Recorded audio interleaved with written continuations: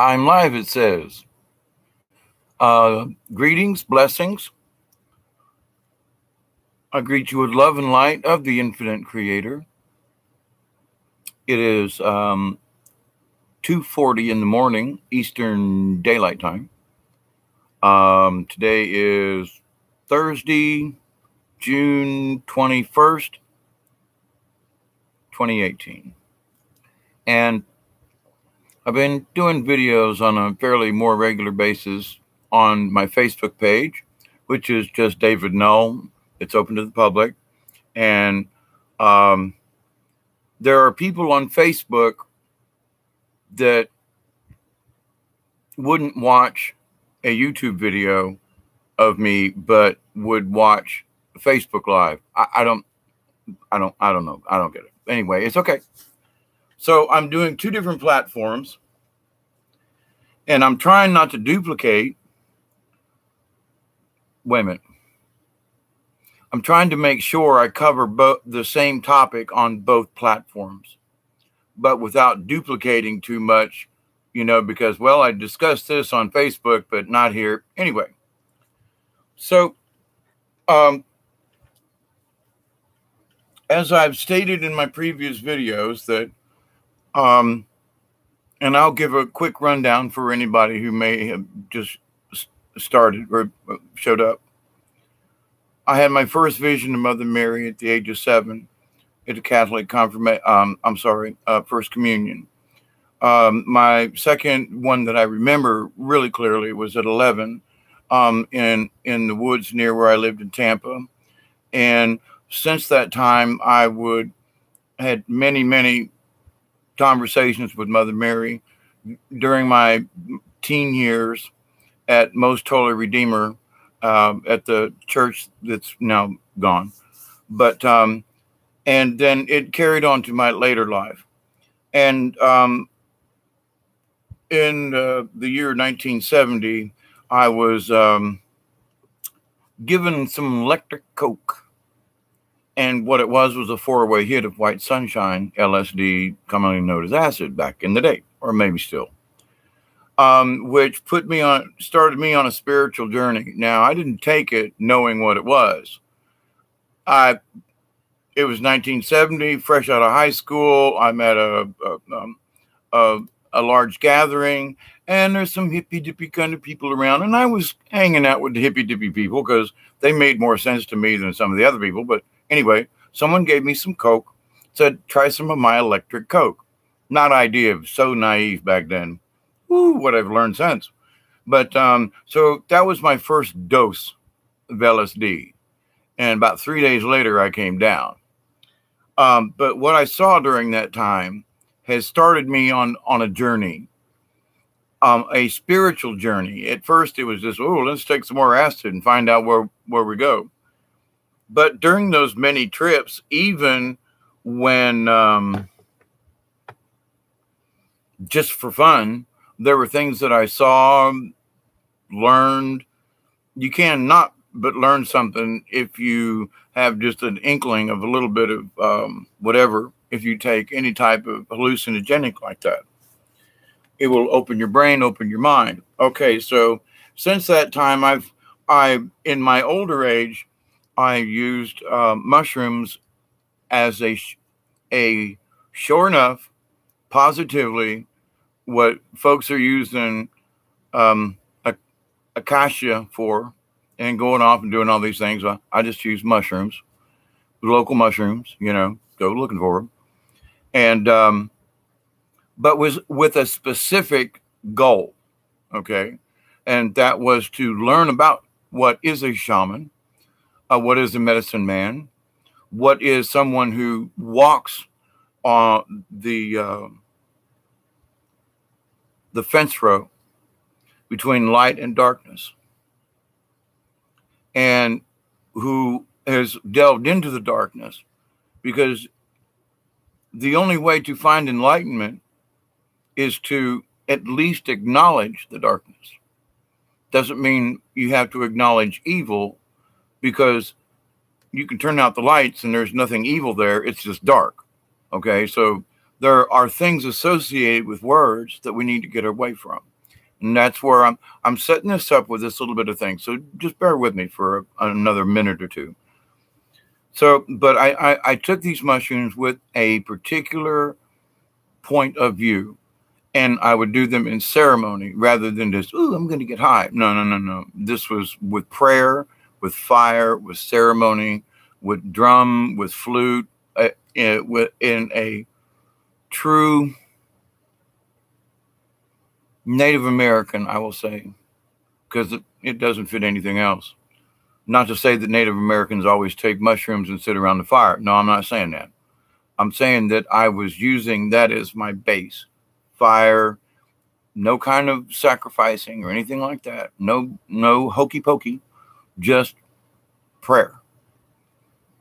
Guidance, asking the spirits, show me, if you will, if you can, if I must see it. I mean, there's layers to this, but those were my intentions. And from that, I'm going to be 66 in September, a couple of months. And I'm here now. My visions of Mother Mary have come without any type of LSD or hallucinogen. Mother Mary comes when I'm straight. I've seen other things and other spirit guides while in mushroom state and seeking. Okay. Now, I haven't any mushrooms in a bunch of years, so it's not like I just got done doing this. Okay. I've been clean of any hallucinogens for a while, more than 5 years.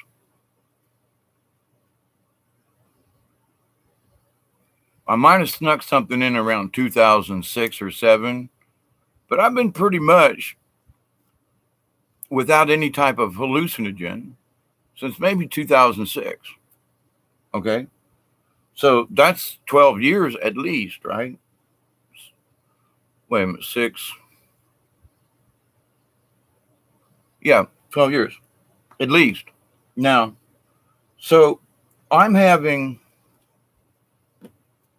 clear visions now that I would have considered maybe a mushroom high or an LSD trip. Now, I use the word high because, well, I don't use, anyway. So now I'm having more lucid dreams that I've come off of. I'm almost off of my narcotic pain medicine, which I'm legally on, but have realized that I don't need an opioid. And I've done other things, videos about how the healing power of creator and things, and why am I healing now kind of deal. I'm doing better now at almost 66 than I was 3-4 years ago, where I was having seizures and lots of trouble. So the title for this particular stream, where'd it go? Oh, okay. Religion versus being spiritual. And this is the discussion. Now, I give you this little bit of background. It took me 9 minutes to get here. Sorry about that. But I'm going to get right into it. I've got a Bible here. And on my video screen that you can't see, I am using, if I can go to this page, you can't see this. I would share this page, but I have difficulty. Now, but if you have a computer and want to, the tool that I am using on the internet, right now I'm looking on it on this other page here, is called BibleStudyTools.com. Okay. And it's an absolutely, to me, a phenomenal tool because in my search for clarity of spirit, it gives me the opportunity to check many different versions or interpretations of the Bible not just the King James Version, which has twisted some things around, altered some things. I mean, changed Psalms entirely, the book of Psalms. Messed it up in my way of thought. And so whoever was working with King James back in the day, they really shouldn't have messed with it. Okay, they should have just left it alone. It's perfectly fine the way it was. But so I have broached this subject several times, and it's really, really important that we understand the difference, because in this, quote, new day and age, we're being fed so many lies and to believe in certain things.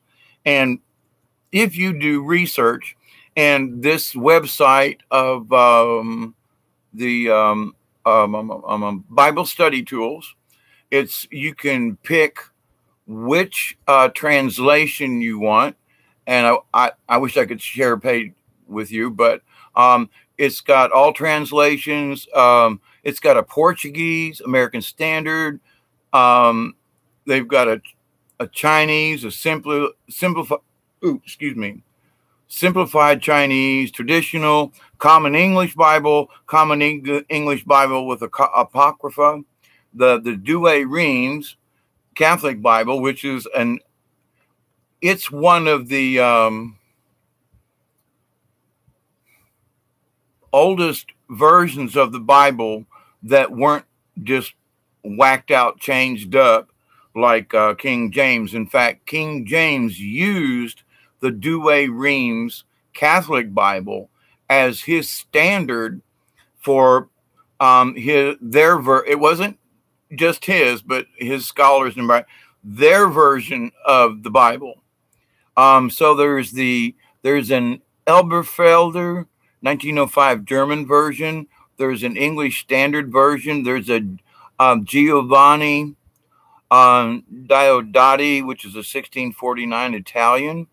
There's God's Words translation, Good News translation with Apocrypha, Hebrew Names Version, Holman, Jubilee, King James with Apocrypha, blah, blah. I mean, so, and I'm just got to the J's. There's K, there's La Biblia, Lexham English Bible, Louis Segond Version, 1910 in French, Luther Bible, 1912 in Germany. In German, New American, New Century, New International Version, New King James Version, New Living Bible, New Revised Standard, Nova. So there's the Orthodox Jewish, and I'm still in the ends. Okay. Revised Standard. Okay. You get the point. All right. Now, I found these discrepancies when my son and I were having a discussion about the Bible, and he gave me, look at Psalms, blah, blah, blah. And I did. I couldn't find his Psalm 44 or 40, which I can't remember which it was.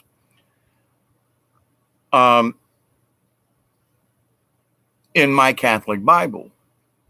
Now, I really thought all Bibles were the same at that time.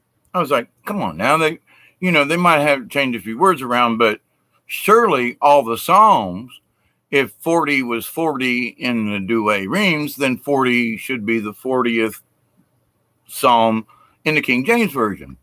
Nope. Weird, I know. But that's the point of this. Things have been altered. So if you're basing your opinion on something that has been told to you all your life, or you're coming into the Bible or something, you must understand, you must check between the versions, because things have been altered. My biggest complaint, I would say the B word, I'm trying to be nice here, that in the Douay Rheims version of the Bible, the word adore is used for God or worship, or it's not worship. That's my point. In the King James Version and several other versions, the word worship is used. Now, God, my biggest point about this is that God, Jesus, he didn't want us to worship him. Adore means to highly respect or to hold in high regard, or, in the old days when they said master, they meant you were a master carpenter or a stonemason. You were a master of your craft, which made you the master of the household. It wasn't so much slave master as a lot of people want to put in there. Now that rings true in that is another type of usage of the word master. I am your slave master, which is a different connotation as I am master of my craft. That doesn't mean anybody's a slave or anything. It means you're really dadgum good at your job, so that's important. Back in the day when they had apprentices, you worked as an apprentice. There are still journeyman things, but anyway, to the point though. So, but you apprentice, journeyman, and then you became a master of carpenter, plumber, whatever it is.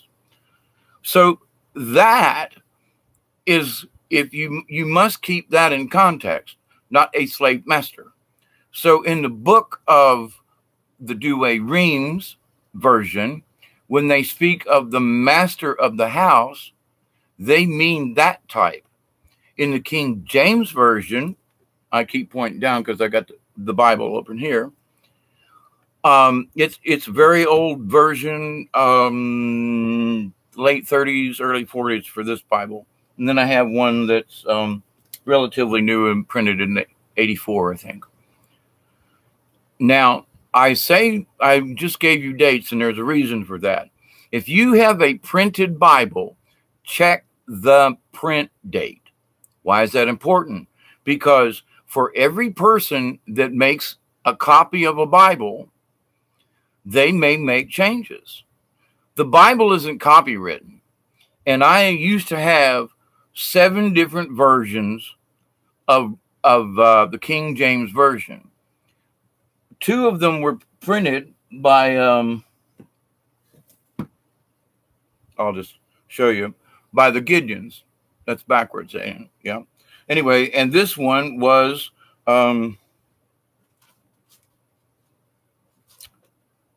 maybe it doesn't have the date when it was printed. Somewhere I had found the date of when this thing was printed.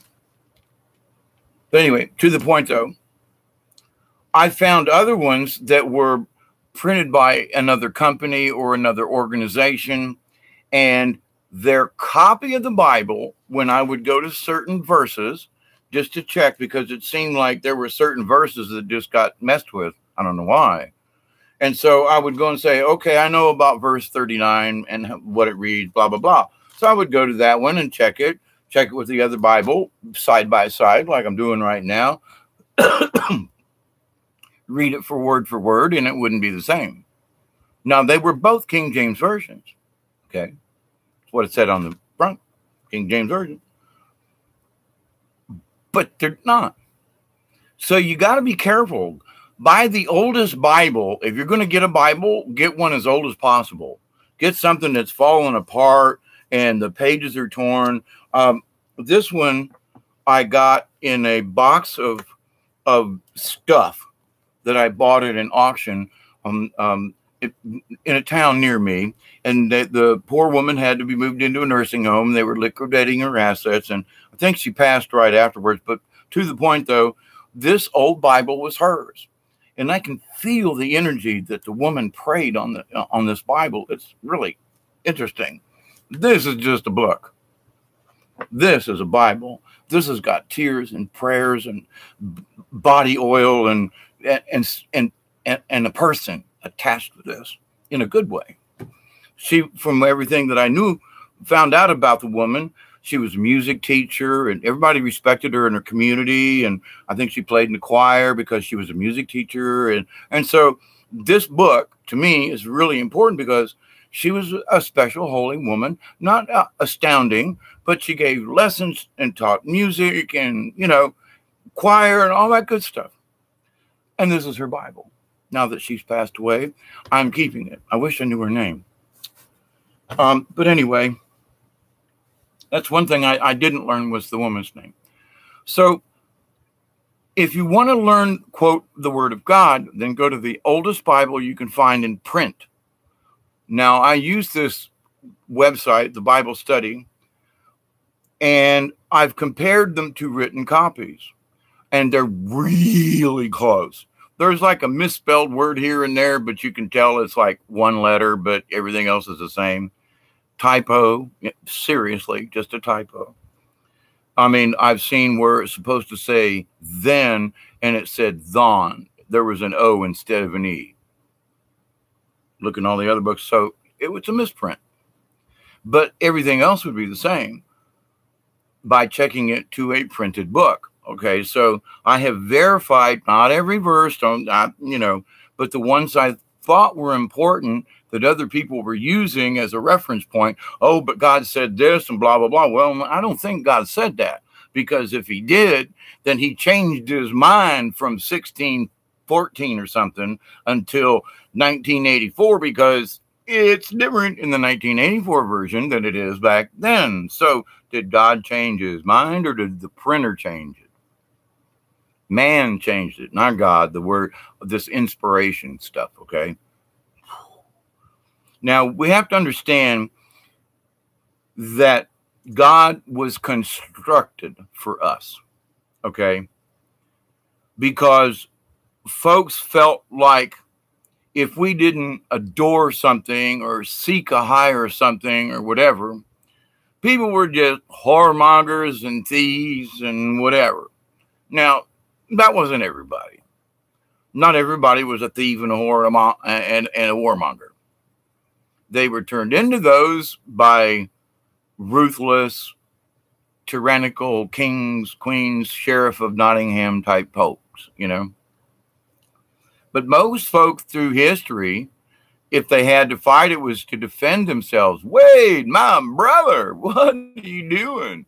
How about that? I just seen you pop up there. So there's been some synchronicity here the last couple of days. And I've had some honest to God angel messages that have come to me.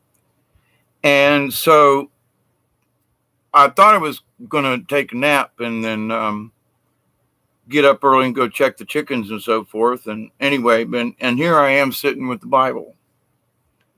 Well, last night at about 4 o'clock, I'm doing a live video. And the ladies I was speaking to, I was speaking on the subject of suicide, brain trauma, depression, and how's the cheek? It's really tender. That was some weird stuff, Mr. Wade.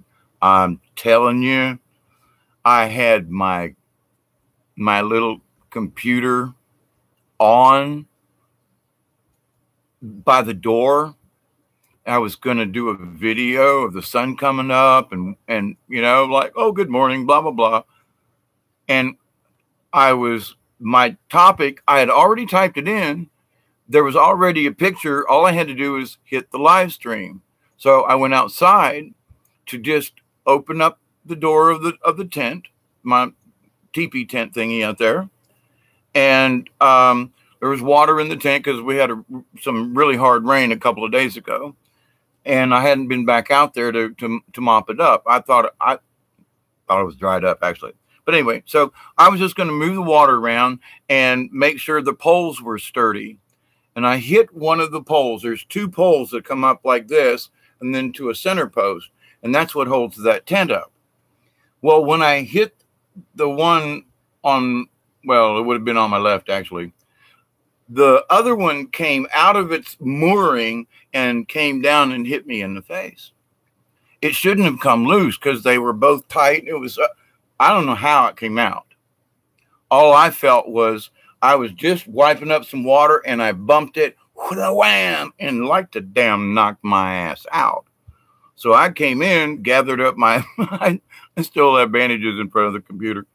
And I was like, heck with it. I'm just going to go ahead and do a live emergency, And it was live. I mean, that was real blood, the whole 9 yards. But to the point, though, that was a surprise. But my subject was going to be walking the thin line between the light and the darkness, and the fact that we have to at least acknowledge the darkness to actually see the pure light. You just have to go there. This is all there is to it. Doesn't mean you have to believe in evil or anything, but you have to accept and acknowledge the darkness, not as evil, but that it's just there, and so that you can better see the light.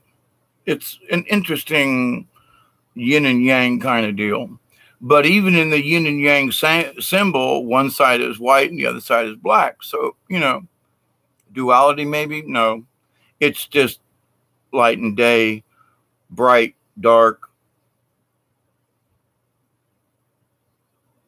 And it's a shame that dark is associated with the devil and evil and Satan and all that kind of stuff, because nasty things can happen in the daylight too. Well, so getting hit in the face and a couple of other things. I was supposed to go live with Milky Way earlier this evening, and I was live doing a thing on Facebook because I was meant to go there and do that. And it was a couple hours before Milky was supposed to call me, and we were going to set up and do a live stream on his channel. And I get a phone call while I'm on live on Facebook, and I don't know the number, but I'm about to finish up, right? So I just put the phone down. And so I finished up the live stream and went to my Gmail, and he had to cancel the show because his grandmother, they had to take her to apparently a big time emergency came up, and they had to take her to the hospital. Holy shit. I'm like, that's just weird. So he's like, man, I'm sorry, but can we schedule for tomorrow night? And I'm like, well, yeah, I got nowhere to go, really. Places I would like to go, but it was just strange that I was doing a video and was very overcome with emotion and like sorrow and stuff. And then I get the message that he had to drop the interview last night, you know what I mean? A few hours ago, because of an emergency with his mama. Holy crap. So I've been sending them prayers. And during this, I saw this, I listened to the speech Donald Trump gave yesterday, I believe. Oh my God. I can't believe that people don't understand this man, and how people that I've grown up with, family members, I mean, people I've known for 20 years, literally turn on me like rabid dogs foaming at the mouth at the mention that I might question the fact that Hillary or Obama or something, or that I think they might be a little off with being so mean to Trump, Oh my God, they have jumped down my throat with 4 feet, Holy moly, they put their big Rogaines on to choke my ass out. So it's just strange. And it's been an odd, strange way this energy has been changing. And I have heard people quoting parts of the Bible. And I really think it's important for people to understand that the Bible is nothing more than a tool. It's important for me to speak it because my folks are saying, Dave, you got to have some simple, calm conversations with folks about what's going on.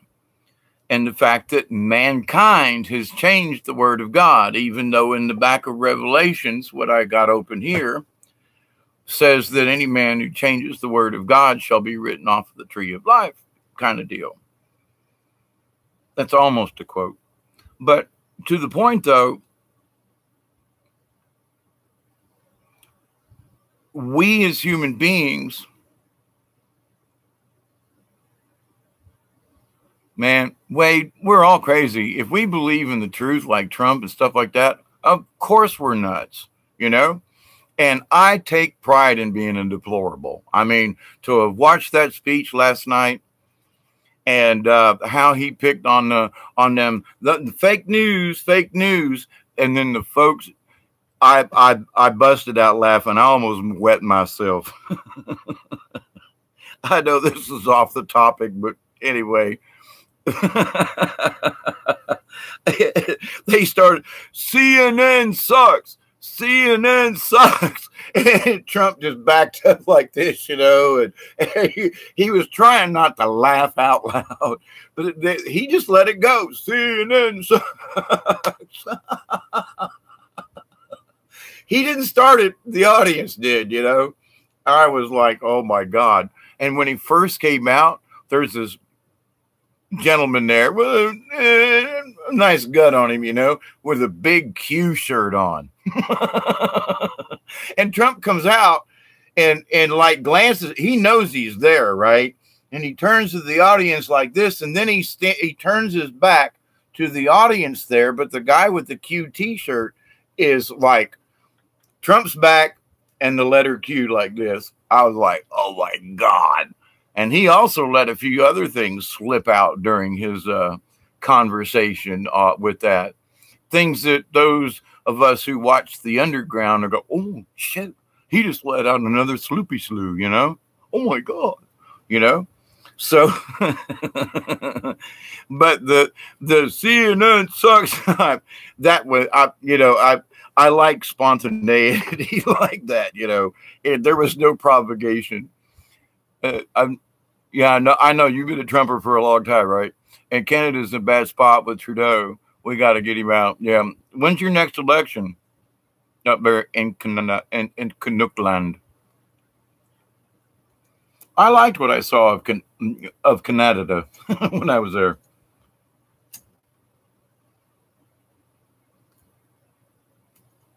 Oh my God. Oh, well, you only got 1 year. I'm thinking 2019. Well, that's not too long. We got our midterms coming up. It's going to be interesting. Oh, yeah. In part of the speech, he said something, you know, we need more Republicans to take over and to make sure we can get this done. And he even brought up McCain, who come out. He didn't say his name. He said, and then we had this one guy come out at the last minute when we thought all the votes were in, who went like this. Now, we all know how we feel about that. Oh, my God, they went nuts over that. Boo. So, but anyway, it's interesting to watch. Now, when I go to my Facebook page, which I have to do now, I'm committed now. I've already been committed by the crazies who said I was crazy. So, but watching comments from people I've known for, like I said, 20 years, and how quickly they turn on the only good Trudeau has done is legalize cannabis. Oh, really? That's good. Well, Trump's even been saying, you know, we ought to just get out of this, blah, blah, blah, and give it back to states' rights. I like that. But if they take marijuana off the class 1 drug thing with heroin's less than a lesser thing than pot is. But anyway, that will decriminalize it. If they take it out of a class of drugs, wipe it off, just say, sorry, no more. That could let a lot of people out of jail. Oh my God. Miss Phoebe, how are you, my dear? I thought about you several times today. Yeah. In a very good way, very positive way. I haven't mentioned your name, but I have mentioned parts of our discussion. And because it was in a discussion I had on my Facebook Live about synchronicity. And on Monday morning, it was like about this time in the morning, my friend calls me from Thomasville, and I hadn't spoke with him in a little while. And we've done a lot of theater together and like that. All good. Thought about the Wild Lettuce and getting it to you. That's cool. I got to find my book as well to see what it looks like again. I've had some things that popped up this spring, and I've been surprised. I've got 18 acres, and things are popping up in little weird corners, and I'm like, well, that didn't used to grow here, but birds drop seeds and things, and hey, that's cool. I love volunteer plants, but so I was discussing. Tim and I were discussing synchronicity because he called me to wish me a happy Father's Day because he had read a post that I'd made that I was trying to wish my son a happy Father's Day. I'm supposed to be on with Milky tomorrow. If things in the emergency with his grandmother and that's okay, I, send a little prayer his way for his grandmother at least. But yeah, tomorrow at 9, he said in his email, but he'll get in touch with me. So that's okay. But, yeah, I have said several prayers, not knowing who Mama is, but trying to think along the lines of, okay, it's attached to him and it's going that way in the grand scheme of things. Yes, Wade, 9 EST. Yep. Oh my God, I was just thinking how we would survive without the birds dropping seeds in their stool. Right. There, I brought a couple of, one's a Leland pine, which is an evergreen, and the other is like a Scotch pine kind of thing. It's an evergreen. And there aren't many of them down here. So I transported them. And many years back, everybody's like, ooh, Christmas, cut down a tree or put up a fake one. And I was like, no, I like Christmas and all that kind of stuff. But I'm single. I'm living here. Why am I going to cut a tree down and decorate it? I'm going to decorate one in the yard or something. I mean, But what I did was I went down and bought an evergreen in a pot growing tree. And I brought it in the house and I felt bad putting lights on it. It was more or less around it. But I did say, Merry Christmas. And so for several years in a row, I would buy these live Christmas trees and then I planted them in my yard up the hill. And there's a row of them. Well, from those trees, birds have eaten the seeds. And now I have these evergreen Christmas tree-like things growing all around my property.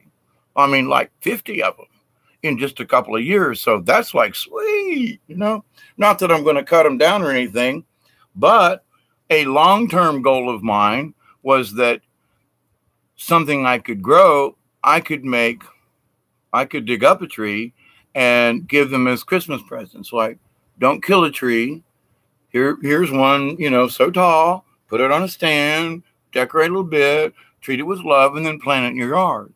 And you'll always have, this is a lifetime gift, not just a dead thing that you're going to throw away or burn. Get a rosemary.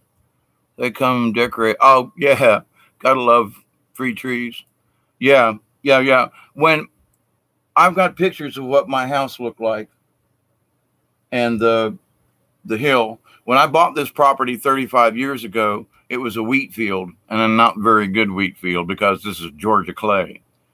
And wheat don't like Georgia clay that well. And not as straight Georgia clay as it is. It might be a Scotch pine. I can't remember the name of the pine. But anyway, that might be what I bought was Scotch pine.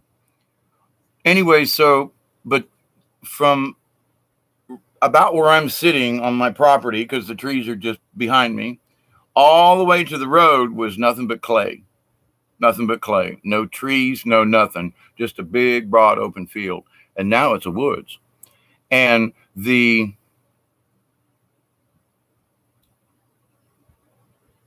98% of the trees are volunteers that the birds brought in.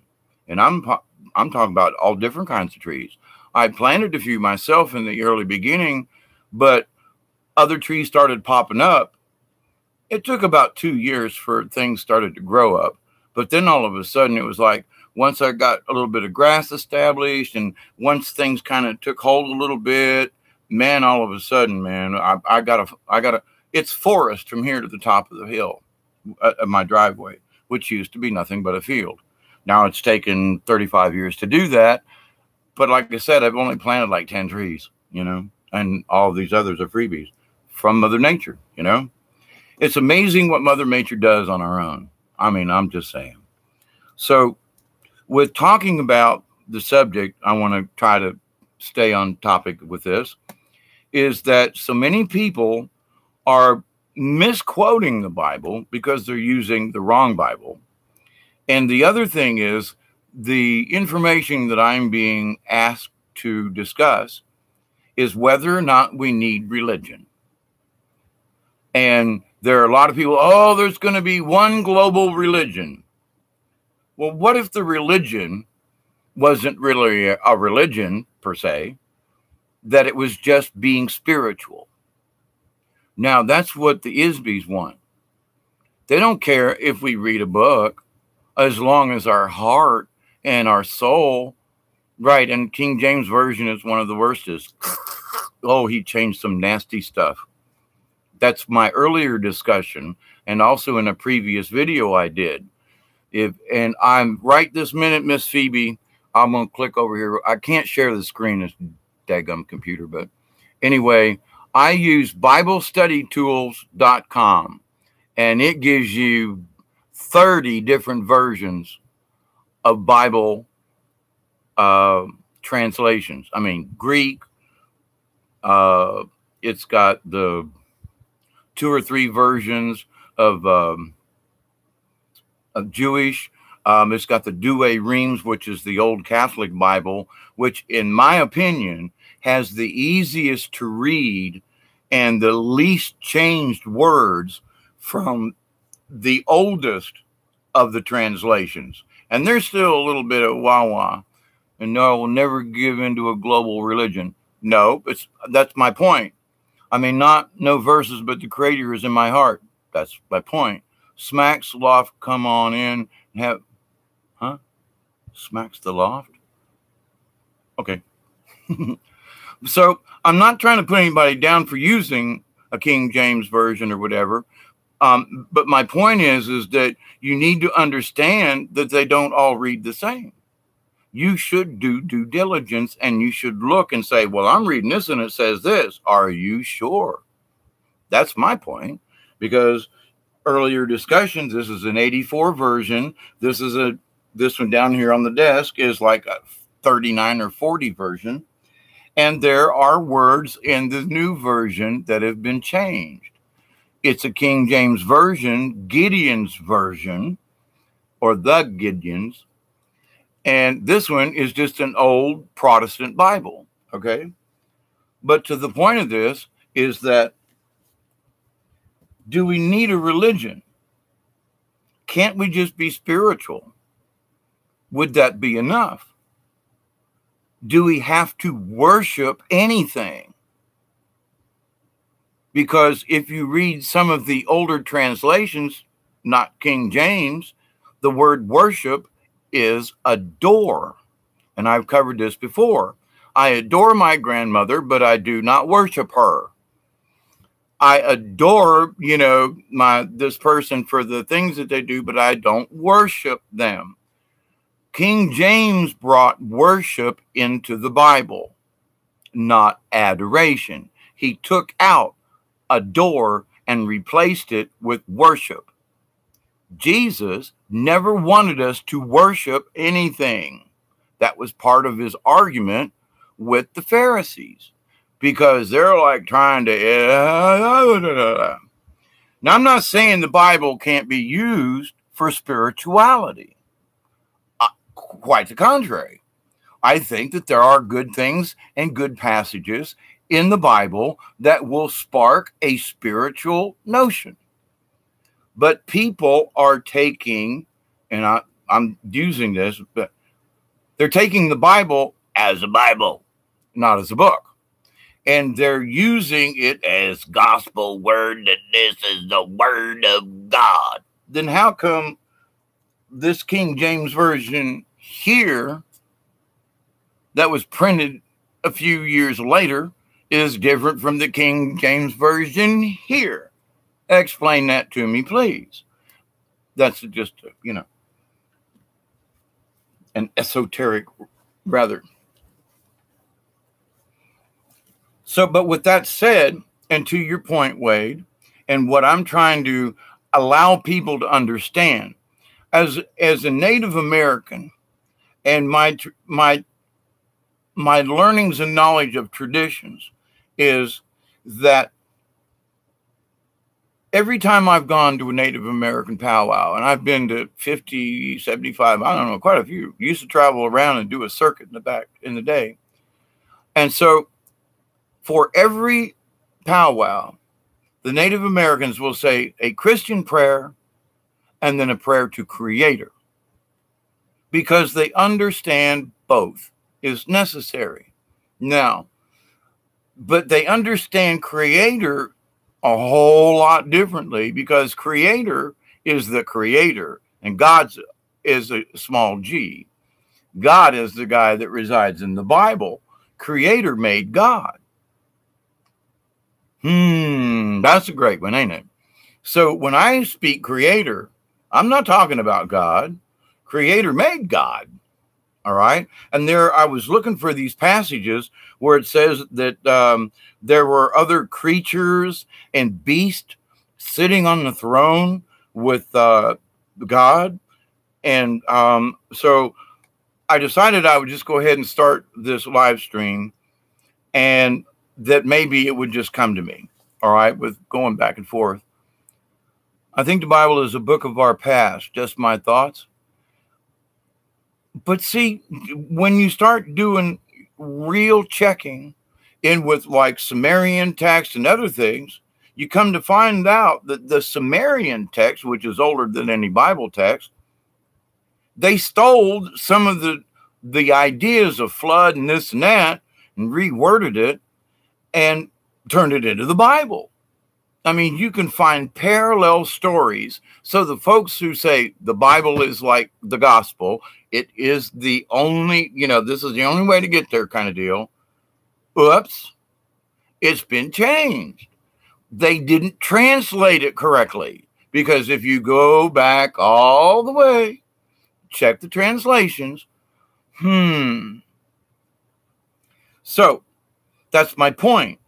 It should be used as a guide, and folks aren't doing that. They're like, oh my God, we're in Revelations. Oh my God, the locust and the this and when is where is the second Jerusalem? Well, I just noticed that they think the second Jerusalem, all these prophets here on earth are like, oh, it's going to be over there, and they're going to build it in this temple. And it says that John was taken up in spirit into the heavens to see the New Jerusalem. New Jerusalem, he didn't see it down here. He was taken, and it says so in this version of Revelations, King James Version, that he was taken in the spirit. Okay, what does that mean?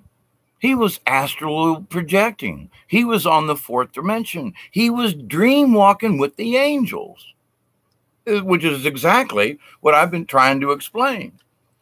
That my 3 days on the river, blah, blah, blah, that I walked with somebody. And so otherwise I should be dead. So when I think of, okay, how can I relate this to people who are Christian and read the Bible? I mean nothing by that. However, you should think above the Bible.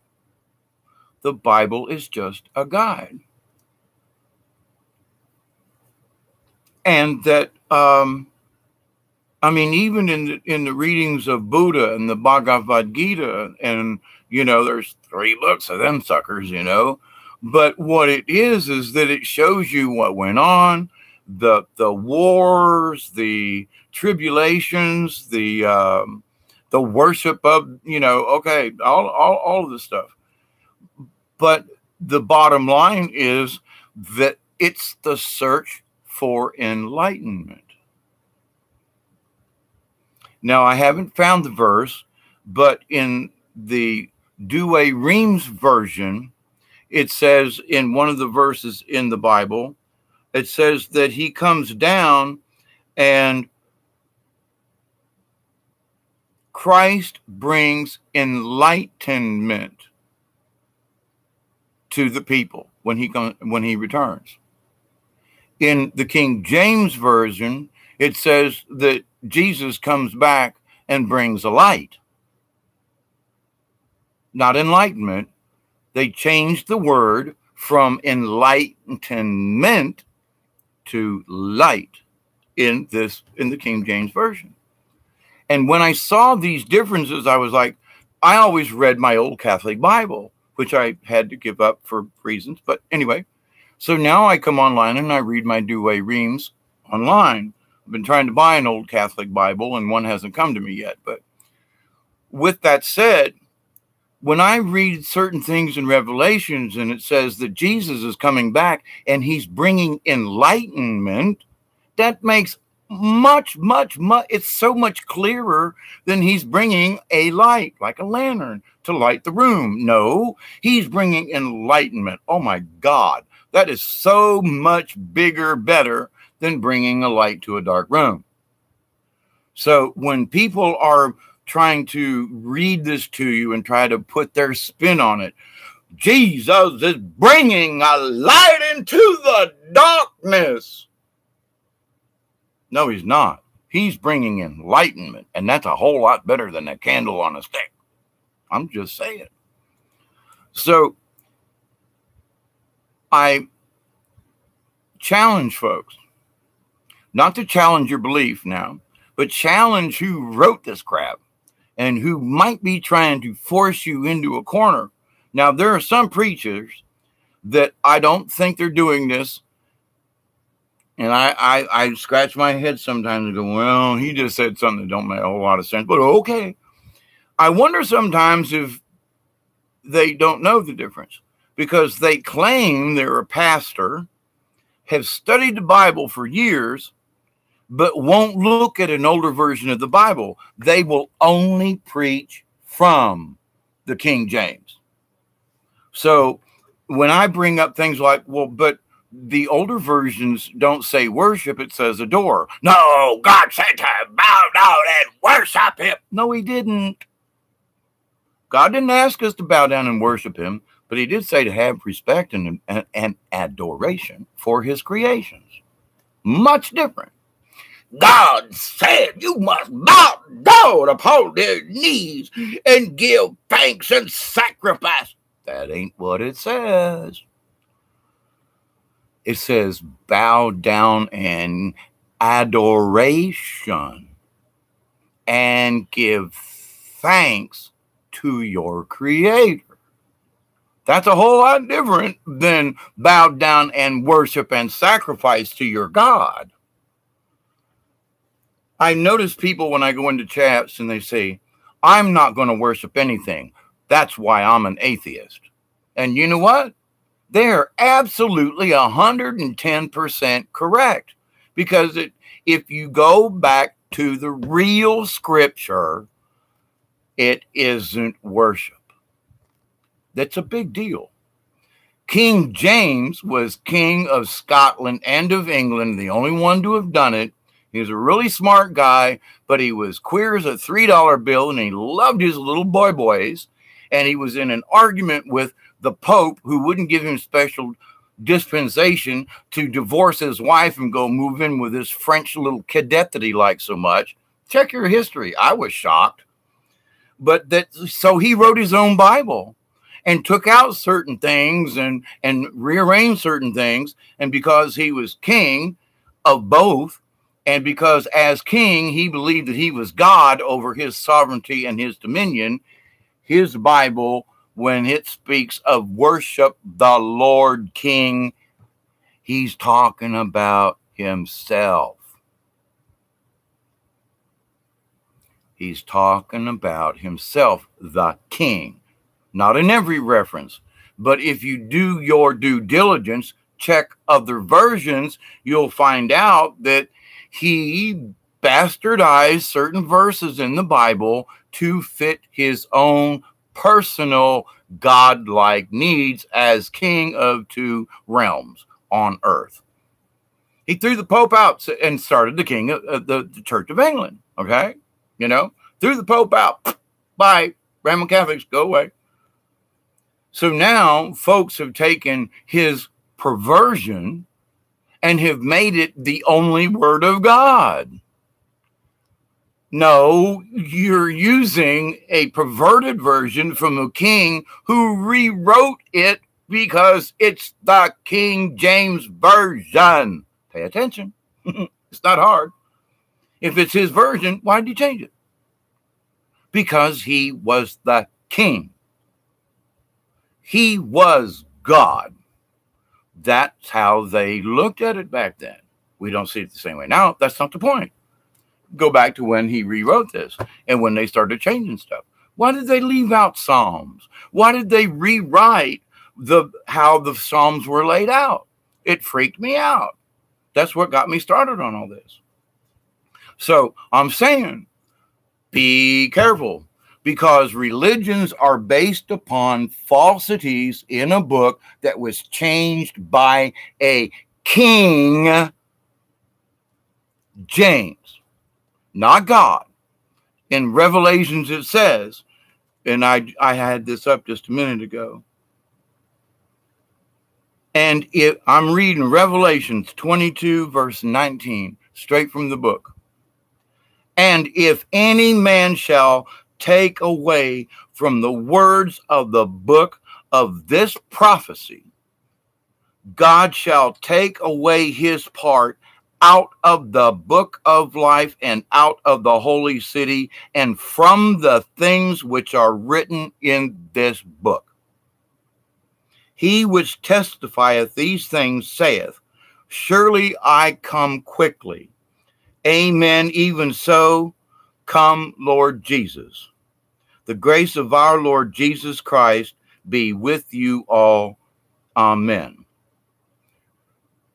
Now, it's pretty much the same in the Douay Rheims version. Just a little bit of slightness, but the context wasn't changed, okay? Now, so these are the last words that the angel says in the prophecy. And what does King James do? Changes the Bible. If any man, who's King James, he considered himself a god, but he was a man. He changed the word of God. You should not read this version. If you believe in the word of God, look at the last chapter in Revelations. So I'm picking on this because folks go, oh, but that's insanity. No, it's not insanity. It's right in front of you. These are the things that have been shown to you in front of your face. But why hasn't anybody ever read this last bit of the book and say, King James, why did you throw out about 7 Psalms? Why did you rearrange the book of Psalms? Why? I mean, it's in other versions. Why did you take out certain versions of the Psalms? Why did you rearrange the Psalms? I mean, there's some of them that, like, that it's not even close to the Douay Rheims. Usually there's just a little bit of rephrasing, or they throw in the word Lord or worship or something, or king. That's a big giveaway, king. So Jesus always referred to God as his Father. And in several other readings, I can't remember the verse, but I will, since I'm right here,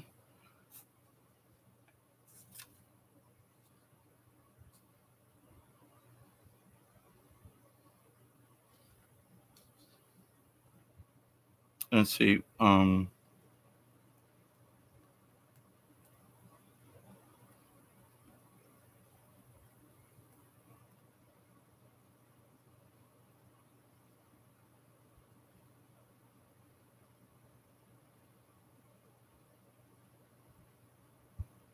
I'm looking for a verse. Let's see.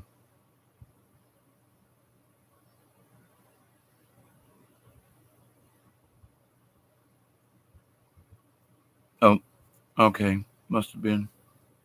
Dadgummit, where is that? Anyway, it's about where John falls down and before the angel, and the angel says, stand, my brother. We are one. We are alike. We are the same. And it's amazing to me.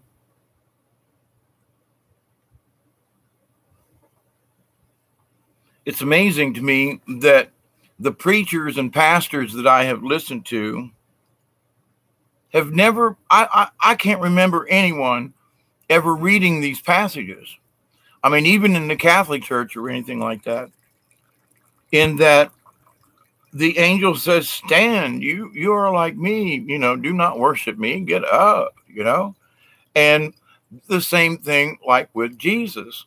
So when you hear some of these people try to discredit, I say the New Agers, light workers, we make the comment that we are gods, each one of us. Well, Christians and folks don't like to hear that shit. Quite frankly, they don't want to hear that mess. Why? Because it tests their faith in this book. Okay? It tests their faith. And if they do due diligence and go look for the truth, and I'm just here to instigate and poke you in the brain kind of thing, but I'm also giving you citing examples for you to go check, not just, the Bible's different and therefore you shouldn't. No, I'm giving you specifics why you should not read this version, because it has changed specific things. And Jesus didn't want us to worship anything, period. Wasn't in the nature. So if you go by a church and it says, come worship with us, don't go. That's my opinion, of course, because Jesus didn't ask to be worshiped. Let me come back up here because I want to keep up with you guys. I really do, but I got to keep going. Otherwise, I lose my track too easy. Part of human history. Let's see. It's a record of human history. And Wade, it's a sad record of human history because it's been swiped and modified. That's my point. It's not correct. Okay. I mean, when you think of what the Jehovah's Witness teaches, the earth is only 6,000 years old. And they claim that it started with the Bible and they track it back to 6,000 years. And if you don't believe it, you're not a Jehovah's Witness and you're not going to heaven. I mean, come on. The earth has to be older than 6,000 years. Just saying.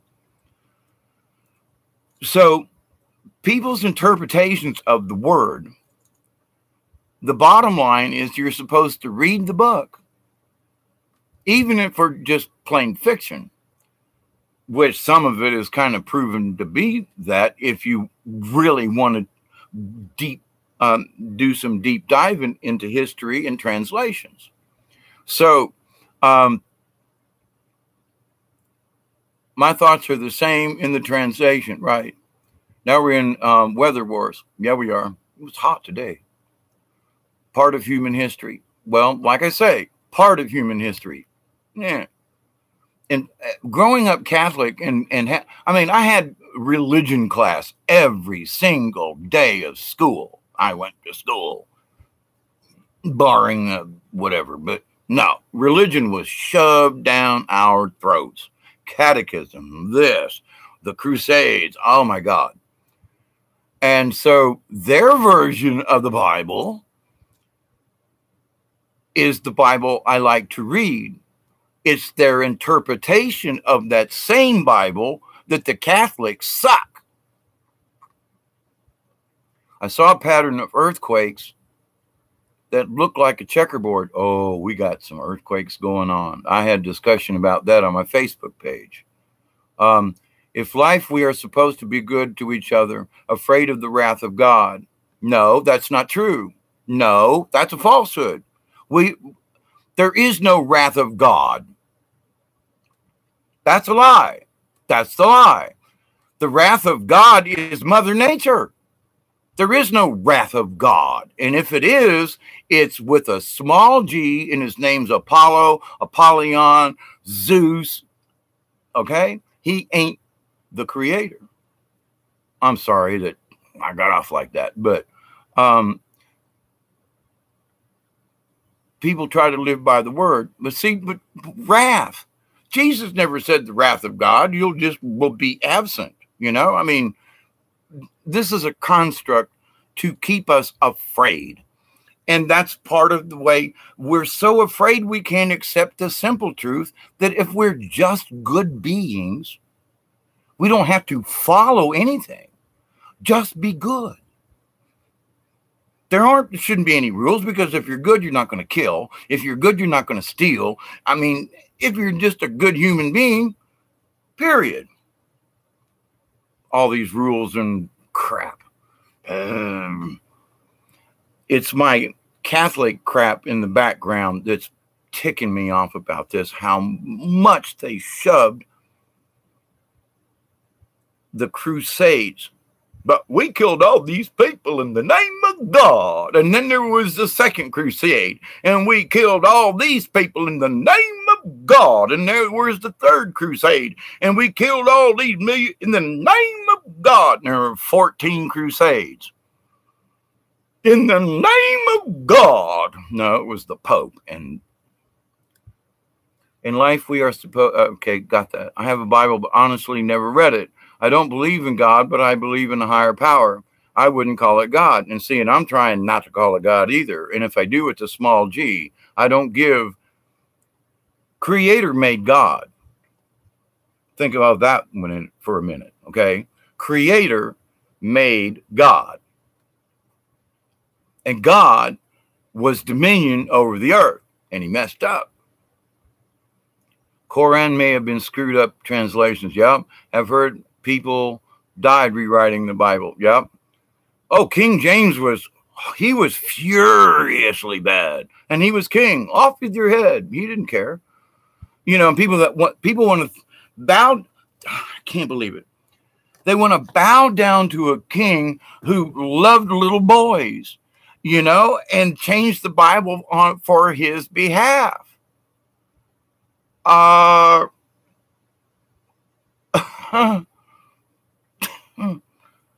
Do your homework. It shocked the crap out of me. How long did he live after the rewrite? You know, I'm not sure. I agreed, Wade, and one word can be collected, understood differently by peoples. Exactly. And see, that's why I had to go back into this. I'm not sure if they call it a concordance, but anyway, into this with the different versions, so I can take a verse and see who does the same thing. And now there are a couple of verses that I noticed that in the Douay Reams that didn't really resemble some of the verses in several other Bibles that are similar to King James, but the message was clearer. It's like they rewrote the sentence without actually they accentuated the positive with it. So I read it and I was like, but that's not what it says, but it makes more sense than what's here.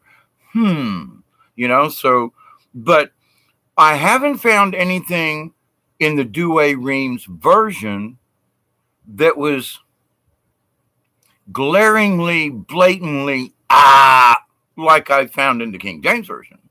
Because King James, like I say, used his prejudice when he rewrote it, okay? And he killed people if they didn't, you know, well, but because King James, I think, he was fluent in several languages. He was a really smart, bright guy, but that made him kookier and weird. And if you believed in God, and if you believed in the truth, he should have never changed the Bible. I mean, that's just like, is that not just simple common sense? And, any man shall take away from the words of this book, of this prophecy of God, shall take away his part out of the book of life and out of the holy city. I'm reading it again, word for word, from the King James Version.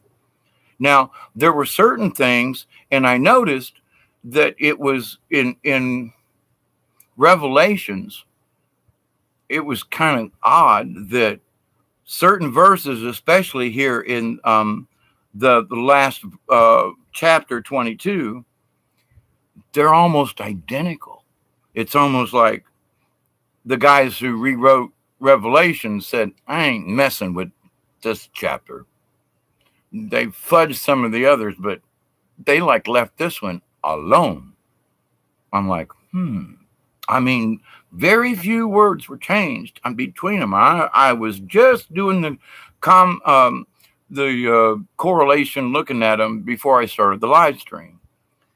And so it's fresh in my mind that that's what I just got done doing. So that's why I'm saying I'm surprised.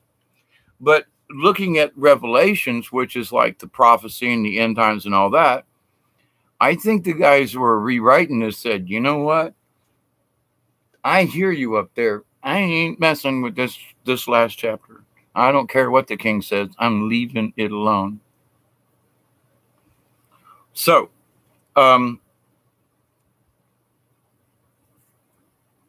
that's where I stand with the Bibles. They should be used as tools, but should not be used literally. Even the parables of Jesus, I would say, between the different authors of the same story, because they were written later on and rewritten for the Bible kind of deal, there are discrepancies between the apostles.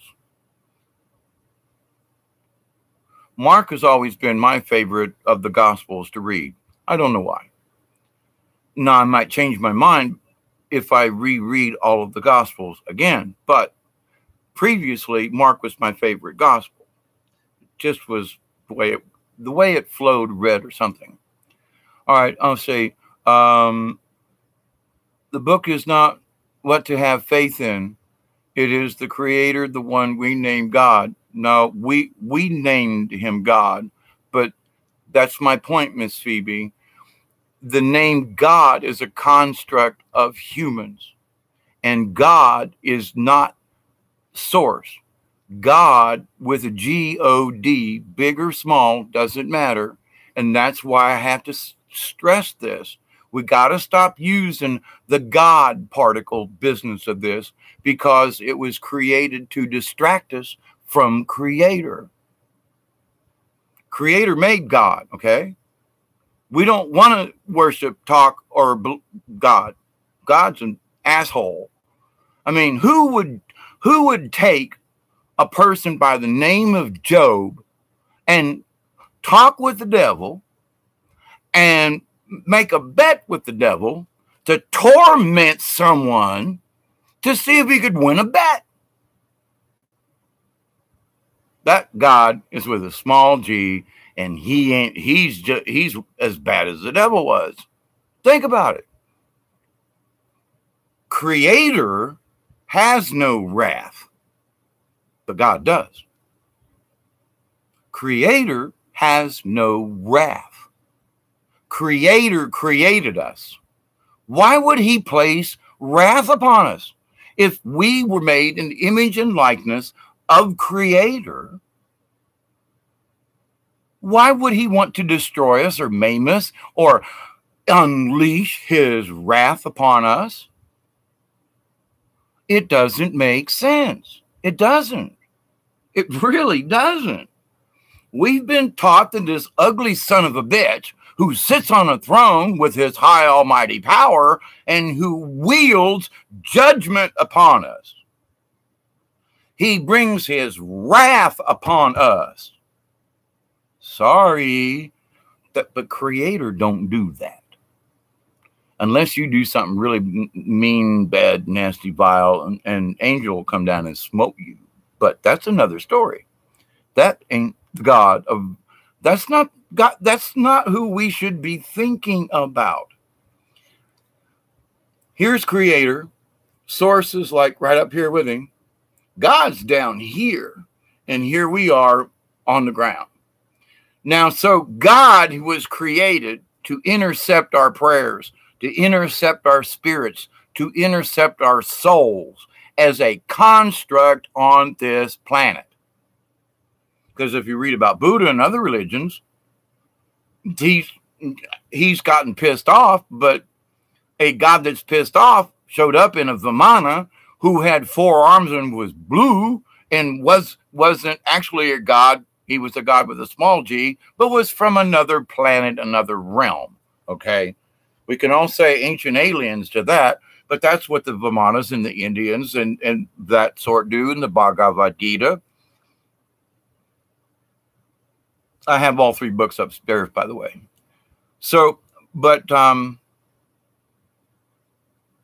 even their God was a better bet than our God in this Bible, if you think about the wrath of God.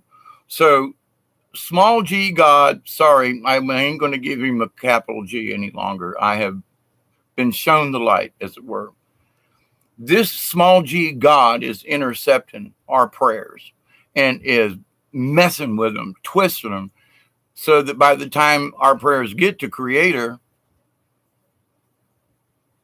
it's been messed with. Remember, have you ever done the thing? We used to do it as kids, summer camp, stuff like that. A test about, so there's, I don't know, 5, 6, 7, 10 people in a circle, little kids, whatever. And they'd say, okay, I'm going to whisper something in your ear. And then you repeat it to the next person. And then, he'll repeat it to the next one. And we'll see what it sounds like by the kids to the end. That sumbum is so messed up by the time it gets back that the original message, everybody got a different version. That's proof of human nature. What we do. We repeat some things, and some of us, we repeat it with a difference. Now, I studied with a legend keeper of the Tlingit tribe in Alaska. He is one of 12 legend keepers. Recently, the state of Alaska approved their oral history dating back thousands of years as a true record of history in the state of Alaska. And I used to have dinner with one of the legend keepers on a regular basis. He would come and listen to my puppet stories and stories that I would tell at the powwows. And we'd have dinner together. We'd sit around a campfire in the evening. And you just lit one. Well, Kashka LaRue is his name, mostly known by Kashka. But he had artifacts as a legend keeper that were 4,000 to 5,000 year old masks and things that he kept. Hey, David. Hey, Phoebe.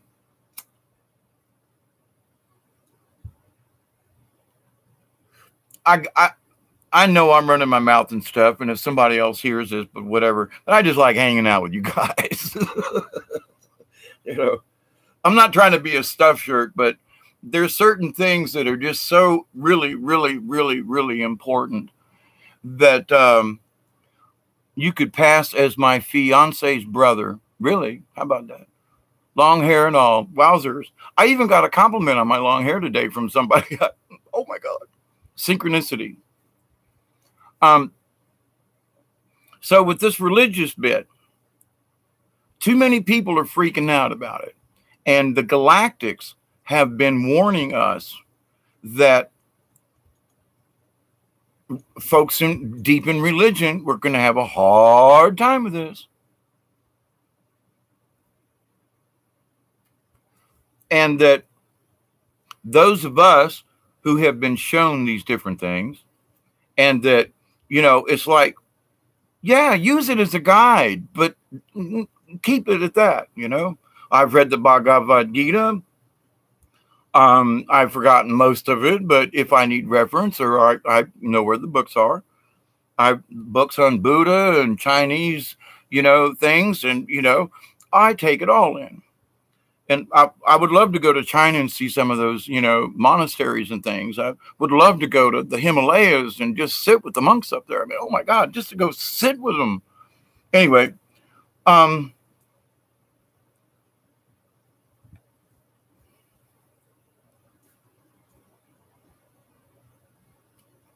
so one of the things that will be a big deal, and people are going to take it wrong because of how they've been taught. And the first thing is, when the galactics say we all need to be of one spiritualness, the first thing out of folks' mouth is going to be, it's a new religion. It's not. It's the lack of religion, but true spirituality.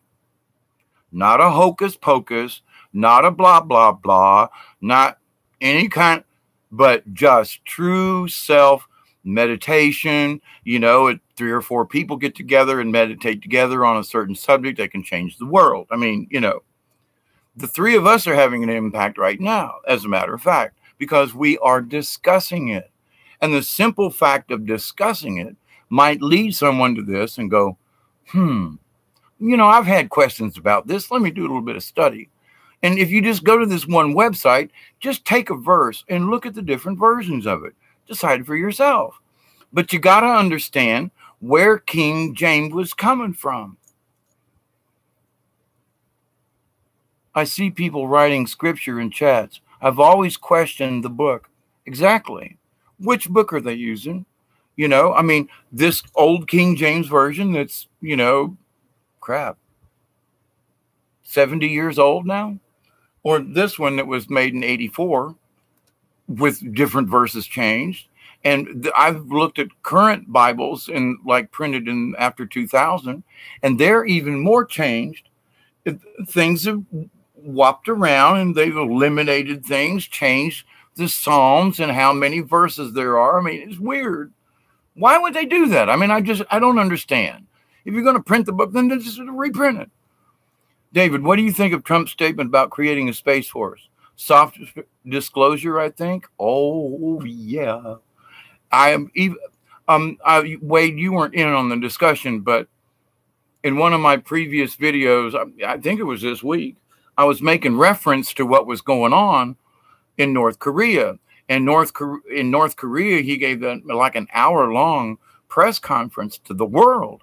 And they asked him questions. And he said, something about nuclear weapons and how will you know that they've been disarmed and everything. And he said, well, my uncle, who was a professor for 40 years at MIT, he didn't say the rest of this sentence, which the rest of us knew, was that his uncle was the one responsible for collecting all of the Tesla data when Tesla died.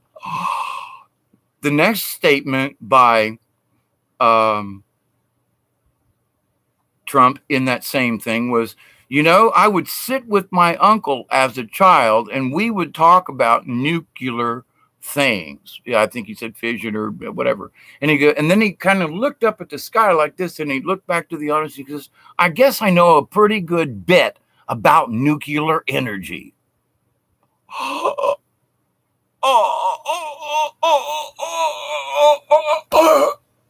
Soft disclosure. He just discussed, and I mean at length, about him sitting with his uncle. I don't think if it's Uncle John Phoebe, I don't know, but I'll take your word for it.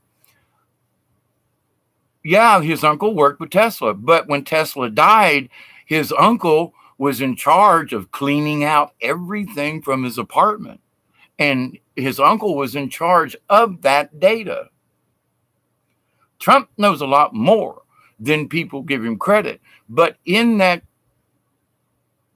public, live press conference, he did disclosure then My uncle, MIT, we all know about the Tesla thing. Trump didn't say Tesla, but he went at length saying we discussed all types of nuclear things and blah, blah, blah. I guess I'm pretty well versed in nuclear. Yeah, yeah. Oh, my uncle, I'm not sure he mentioned his name, but that's immaterial. Uncle MIT, come on, guys. And so he was very candid in how he said it, but he was very, very specific in how he said it as well. And that was the part that I went, okay. Now, when he came out about the Space Force and he turned around and said, General Dunford, you get it done. General Dunford is the one who's in charge. He was supposed to have been the commander in chief back before Trump took over as president, because they wanted to take out Obama. And what they did was they did a silent coup before Obama was out. Dunford was in charge about the last year of Obama's service. Most folks don't know that. So when Trump got elected, why does he have all these Marines and generals and folks around him? Because we have been in martial law. Trump even signed an executive order stating that because of all the corruption, what I think he signed it on 12/21. Oh, happy summer solstice, by the way, everybody. The 21st, officially today. It might not be the perfect time, but longest day of the summer. And then it'll start becoming winter again. Right now, I'm about ready for winter. I'm sorry. Sweat my ass off. I'm trying not. I can't afford air conditioning. I just can't. And so there's a couple of months out of the year where I have to suffer with just a fan. It's okay. But tonight's one of them suffering nights with a damn fan. I was watching the whole day of Trump in North Carolina. Trump's uncle was involved with Tesla. Yes. I think Trump with others will release it. Yep. You're right. You're absolutely. Because it was in the plan. It was supposed to have come out earlier. And the bad guys just threw a really bad monkey wrench into it. In fact, even Q made a post about it and said that we went too far. And in other words, they were trying to go too far, too fast. And what happened was they busted through the line, but the line came in behind them and started to engulf them. If you think in terms of old warfare and things. And anyway, I seen a movie the other night. It was like the Britons fighting these guys and everything. Anyway, and they went through the line and they let them go through the line. Ooh, battle, battle, battle. But then when they went through the line, they closed ranks behind them. And then the other two flanks came in front of them and bottlenecked these poor bastards and killed them all. But anyway, but that's what almost happened with this release. And so the talk about nuclear also means Tesla had a way to neutralize nuclear waste.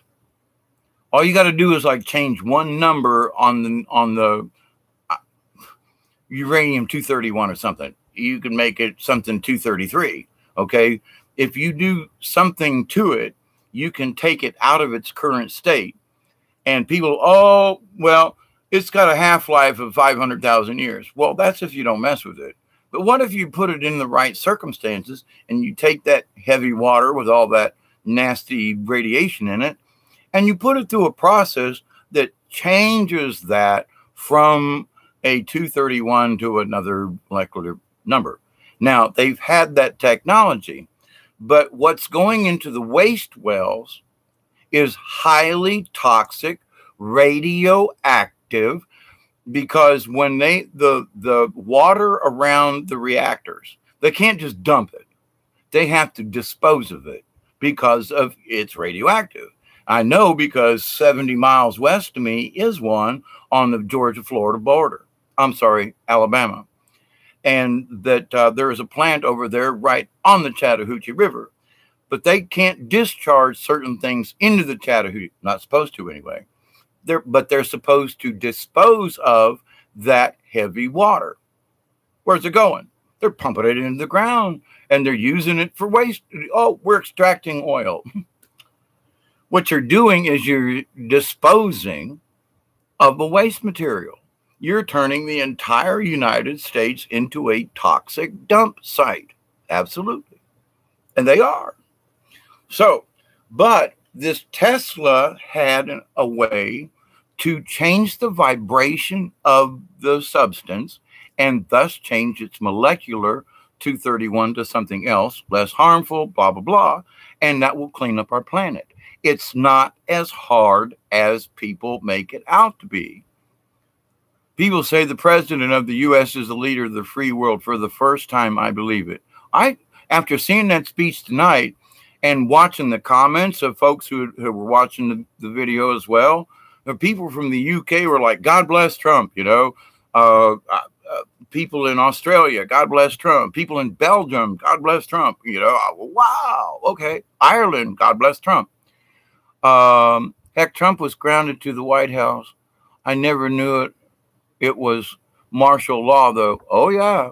Oh, yeah. And then in January or early February, he did another executive order. And it says that in the event of difficulty in now they cited 2 or 3 different laws in the executive order, and that in the event that there was difficulty making these 3 laws, you know, if anybody was trying to, you know, start a war or whatever, he had the right as president, because of these 3 laws, to put the United States into a high state of alert so that martial law, in other words, they all know. And if he says, okay, guys, here we go, they're ready. Doesn't mean we are under martial law with people walking the streets, but in theory up here, we are under martial law and the troops are ready, and they now have all of the correct orders in place. If and one of the things Q was discussing today, and other folks too as well, what's going to happen if they really do arrest Hillary Clinton? Seriously. If they arrest her, what are folks going to do? Now, you've seen how folks are still think she is the thing, is it. Are they going to melt down? You know, they're worried about us patriots, you know, with our guns and stuff. And I hate to use this word, but that fits them. What are these damn libtards going to do if they do arrest her, or another big name, or they arrest Comey, or I mean, they threw Strozik or whatever out the front door the other day. I mean, they walked him out of the office. He still has a job. Can you believe that? Anyway, so in the Q post, just here in the last few hours, Q has posted that demonstrations are already being planned. Counteroffensives for those demonstrations have already been worked out. I'm giving you the basics. But so that the Q force, the Trump force, them guys, they put out the IG report, let everybody mull over it before they start arresting folks, because they wanted to give everybody the idea. We got 500 and some odd pages of stuff here, and this is just part of it. And so many people now, after having seen it, read it for themselves kind of deal, mainstream media is not covering it. Have you noticed that? I mean, they won't even discuss about what's going on the hearings, for example. Ooh, what does that say? And then that list came out the other day on Q, and it named all of those reporters from all of those different, you know, CBS, NBC, CNN, oh my God, the list is long. So, but what if all of a sudden several high top announcers on these major shows that were already named as having leaked, and they were in the reported document of that 500 something page thing, that these were the people that had been leaked to. Oh, whoops, that's treason. Oh, that's collusion, blah, blah, blah, blah. Oh, my goodness. So what if they go in and arrest all these big famous TV personalities on the news? Are people going to riot over that? If they arrest Hillary, oh my God, I think they're wishing she would just frickin' die. Now, the Galactics say she's been dead since before the election. That time she had that issue in 9/11 in New York, and they had to put her in the back of the van. She died that day. Because who came out of Chelsea's apartment was not Hillary. It's her double. And her double, which is her cousin or something, her double has been taking over Hillary's position. It's not Hillary, but she's going around pretending to be. Now, should that woman be jailed? If she knows she's faking it and she's a stand-in and the real Hillary's in a hospital or dead or something, should she go to jail? Oh, you damn right. Just like Hillary should have. So, but to the point though, either one, right, had more weight. Her face was different. You know, there are like mole on one and not on the other. There are physical differences that's not Hillary. It ain't, you know. And there was a picture the other day. Somebody said, this is Hillary. And oh no, her cheeks were too high up and her face was more squat. And I was like, that's not Hillary. And they were like, yes, it is. And she was giving us, that's not Hillary. I'm sorry. I remember Hillary from all them 30 years ago, but that's not Hillary. Anyway, so their plan is some pretty serious mess. If they've already stated in the Q book that demonstrations have been planned, but countermeasures are already in position for what's been planned. Now, that means, unfortunately, martial law.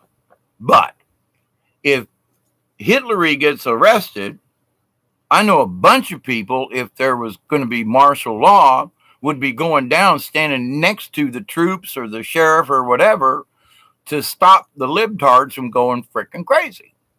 I hate to call them that, but I'm sorry. After watching some of this stuff the last couple of months, I have to say, libtards. They have just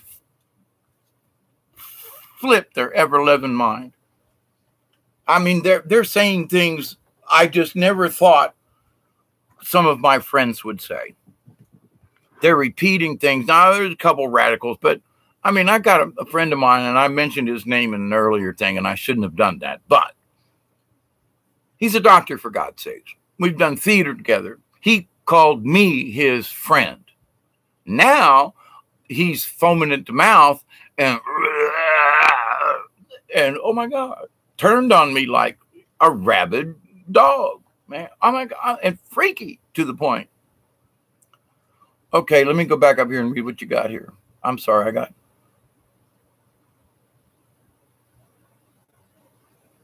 I missed a lot. And David, if you look into the NC radar map, I am almost in the A range. Well, was on its way, but again, it went right around our vortex here. The upper part of the A. Liberals go off riots and Antifa. They should worry about us. Yeah, they ought to. They may just have an unfortunate accident. It is like good versus evil right before our eyes. Yes, and I want to make an even, it is pure evil. Not just evil, mean wicked, bad, nasty, but pure evil. Black, dark magic. And I have a good understanding of things. But this boggles my mind to the extent and level that these folks are using magic. And I mean nasty. Kabbalistic nasty.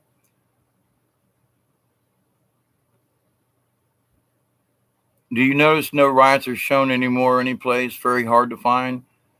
Yeah, but it depends on it depends on the browser you use. I use DuckDuckGo, and it will take me places and show me things Google and the other search engines won't. Just saying. Killer, sorry, as Oh Bummer will flee. Oh Bummer ain't the same Oh Bummer either, by the way. His face has changed. Now, this happened about around his second term. I'm not sure, but he was like a little taller. Something happened. He wasn't the same guy. Just but it seems like Hillary was more easier to see the differences, especially on the 9/11 when she went in and then came out a different person. I mean, oh my God. That is why she bobbled. I saw that double. She has more weight, right? Maybe they bought it. Wait, what? Maybe they brought it back because that is the one unholy thing there. Brought what back? I missed it. I wouldn't be surprised if they shut down or at least try to shut down the internet soon. If that happens, look out. Well, now we have been warned that there would be like a possible day or two blackout, simply so that they could arrest these people without folks going bat crap crazy. But at the same time, I'd like to know what's going on as well. So we'll see. But, we've been warned that 3 days is like what they're hoping for would be the max. Now, that's from underground sources, the white hats, whatever you want to call them. Wade, you see what is happening in the EU, major censor, and they want to tax the I think share button and no more memes. Oh, man, them folks are going really bat crap. If we hadn't had Trump elected, we would be where they are now with Hillary, because we were almost there. Wade, newspapers would sell lies again and people will buy more books. I use Pale Moon. What's Pale Moon, Miss Phoebe? Tommy Robinson jailed for showing what is really going on. The same thing will happen here. Now, I got to take issue with Tommy Robinson. They jailed him, and it wasn't very nice. But he was in violation of his parole. I've been on parole probation. You are given a strict list of stuff. And if you break that order, it's straight to jail. You don't have to see a judge. You just go to jail and finish your sentence, whatever it is, period. There is no stop go. You don't go before any arbitrator. If you break the rules that they specify he did. And I'm sorry, as a felon and an ex-con and all this other kind of stuff, that was a freaking stupid move. Oh, I'm Tommy Robinson. Do all these things. He was badgering the jurors going into the trial. That is not allowable. If he had been badgering a person who was watching the trial, different. He was badgering the what did I just say? The jurors going in. I'm sorry. I can understand why the judge was pissed. You don't do that to the jurors. I'm sorry. And it's against the law. 2 laws. So he broke a law by doing this, and he broke his own probation / parole. That's not real smart. Now, did they mistreat the guy? Yeah. But he's done, if you ask some of the people over there who Tommy Robinson really was and some of the things that he did, you could say that he is sort of like the IRA was back in the day, the Catholics against the Protestants and stuff, he was kind of sort of with some IRA kind of folks. Okay. Very radical, not just being outspoken in this and that. So part of me is like, you're a stupid bumhole. You broke your this, you did this.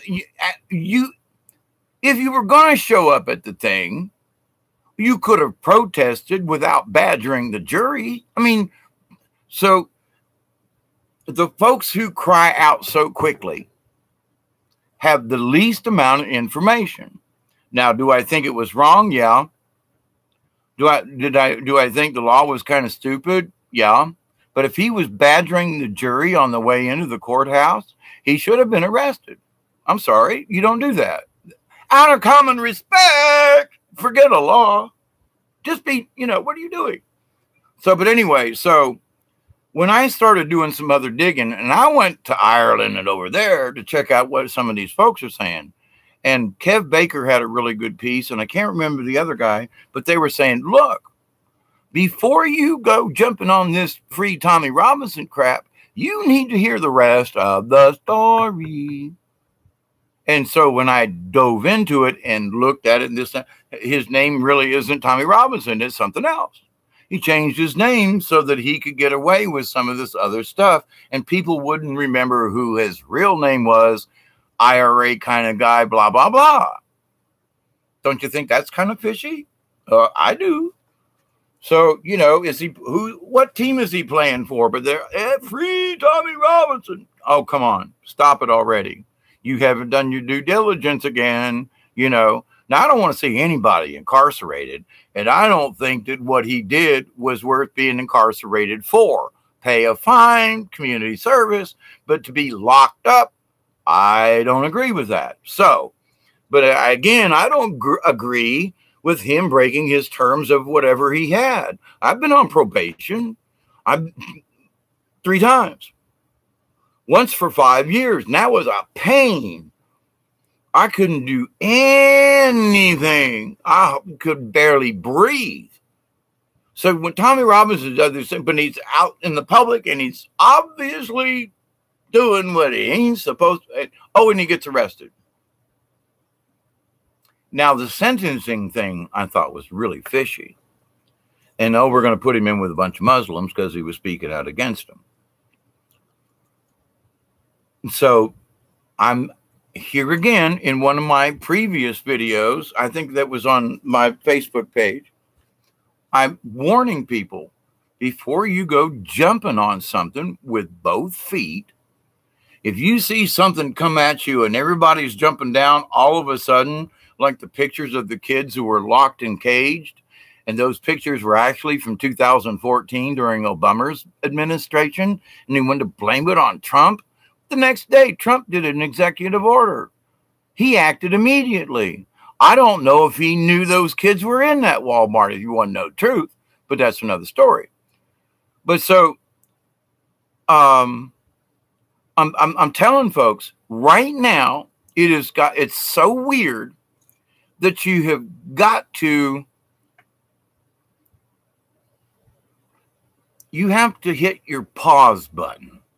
If this comes up and everybody jumps and screams and whatever, you should automatically, for now, hit the pause button and going, I'm just not very good. You got arrested him. Yeah, okay.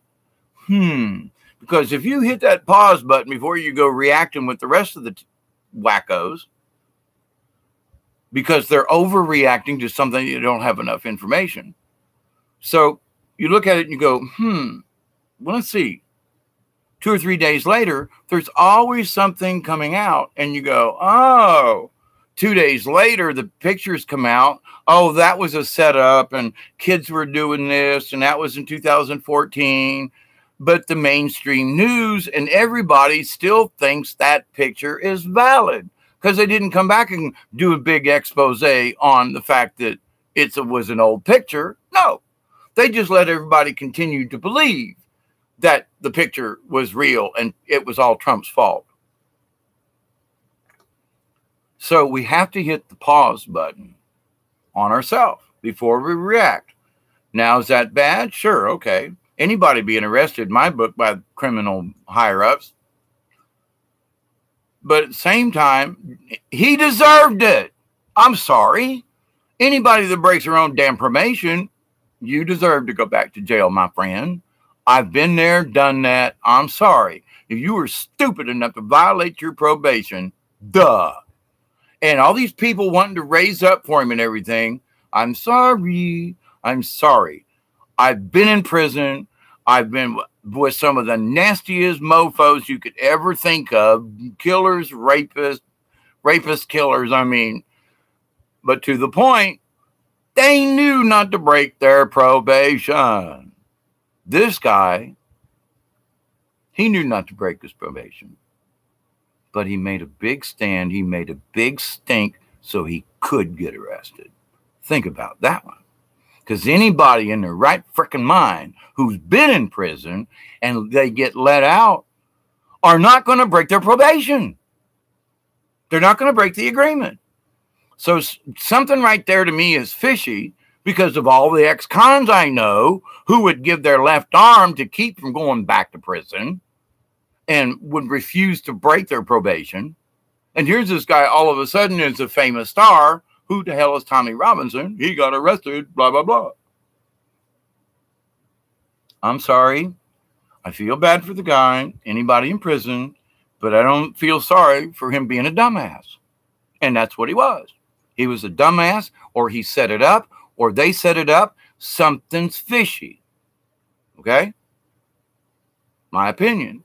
But if you've ever been in jail, in prison, and somebody let you out, are you going to break your... No. You're not going to go demonstrate to it. Well, but I can demonstrate because... No, you're breaking your probation. Butthole. You know? So we're supposed to give credence to an idiot, which I think that he did on purpose. It's just my 10 cents. Tommy Robinson jailed for showing what is really going on. The same thing happened here. If we don't stop it, I believe that Trump understands what's going on. Thank God. I believe that. But my point to this, Tommy Robinson was either set up, put up, or something, okay? He could have done it differently without being arrested, and he could have still protested. But the manner and what he did is forethought. He wanted to get arrested. It doesn't make any other sense, okay? He wanted to go back to jail. Okay. Maybe the real McCoys are underground already. They're dead. If you're talking about clones and doubles and stuff, if you see a clone or a double, the original's dead. Period. That's the Galactics and a bunch of other folks. They are the test we may be the next, the way things are. Now, I'm not saying browser jury is a felony. Yep. In that aspect, yes, but he is standing up for the truth. Okay, Wade, I'm playing the devil's advocate here. What truth? Was he really bringing up this? Why would he badger the jury? I mean, this doesn't make any sense. If he was trying to tell the truth, what he did was interfere with the jury and a trial, which could have made the jury and the trial be thrown out of court. Think about it. Mistrial, and the guys would have went free versus being locked up or going to the regular jury. So you got to, I guess me being in jail for almost 2 years, one full year at one stretch and other times. But to the point, when you're on the inside and you see what's going on and you watch the machinations of things, this guy had a separate agenda other than telling the truth. He had to have been. Because if he's supposed to be a smart and all this other kind of stuff, he put himself in this position on purpose. Not to speak truth, but to get arrested. There's a difference. Yes to truth, yes to this, but he did it all wrong. That's from a person from jail. That needs to be taken into consideration. I do, but he went about it wrong. Oh, yeah, Wade is about to, shit's about to hit the fan. Stock up on seeds and soil. Yep. Let's see, they are killing holistic doctors left and right and taking down the natural cures. Yes, they are. Yep. And something else too that is difficult, and we sort of discussed it with like the wild lettuce and things, but we've been warned by the galactics that things on the ground have been, because of the trails, that we really shouldn't be eating a lot of this stuff. And as a person who has worked in gardening, I mean, I live in the farm belt down here in South Georgia. I've worked on farms and cut greens and planted cotton and crop tobacco, a bunch of it. Part-time jobs in the summer, blah, blah, blah, blah, blah. Anyway, worked on a hog farm, worked with chickens, worked with, cows, the whole 9 yards. I've seen them get slaughtered, the whole spiel. So, and I've noticed there are certain plants and things that are growing naturally around here that have disappeared. But at the same time, other things that have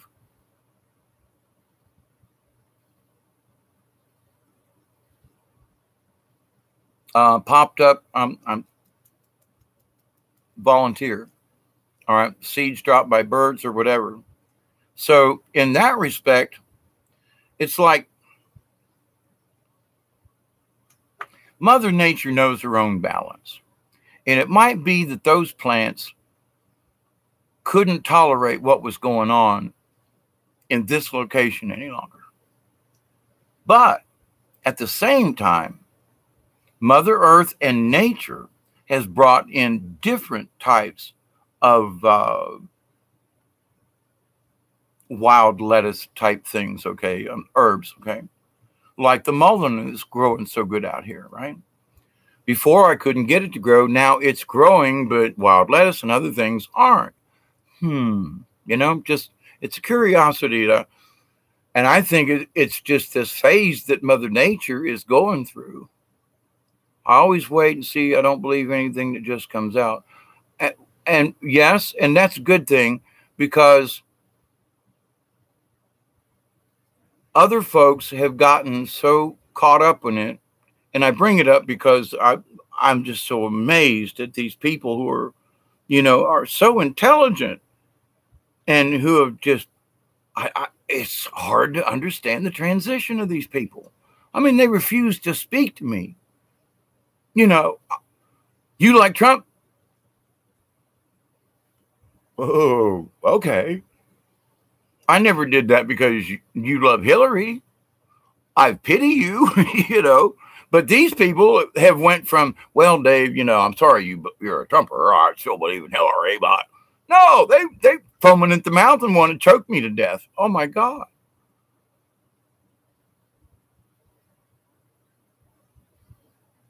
Something new. I took it out. Okay. LOL.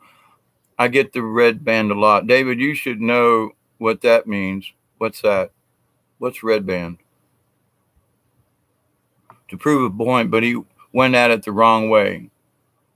Absolutely. But I think the point he was trying to make was different from what everybody is taking it. That's my point. It's the whole spiel has been something. It's fishy. It's fishy. Something ain't right. And if you listen to the folks over there who have followed this guy, they think something's fishy too. So, but I'm just looking at the facts as I see them. Why would you do blah, blah, blah, blah, blah, blah, blah. He could have had so much more impact if he had done it a different way. Just saying. Now, Fonda has hit oh my God.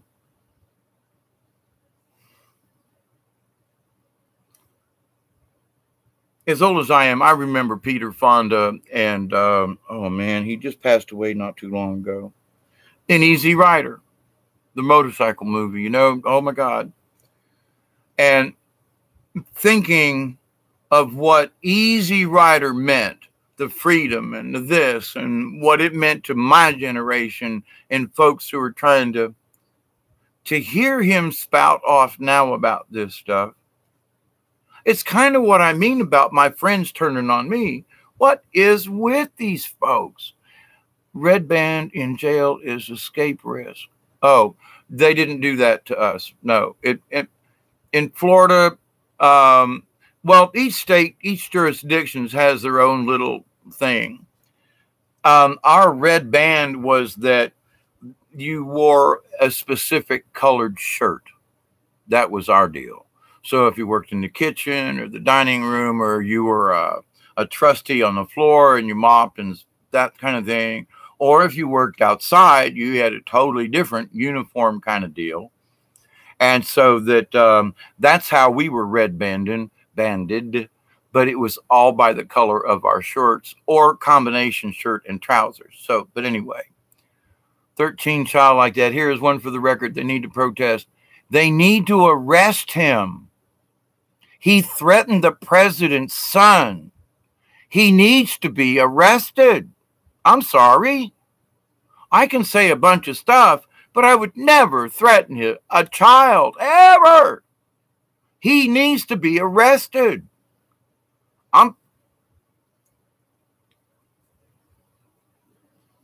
666 Secret Service called about Peter Fonda's comments.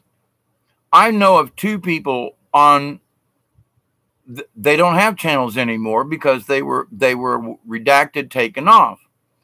But all these guys said was, one of his name was Dave. I can't remember. It was Coffee with Dave or something like that. Anyway, but in one of his statements, he pulled out his real pistol and he held it up and he said, you know, cold dead hands, Second Amendment. And if somebody wants to mess with me, you know, he should have never showed the gun.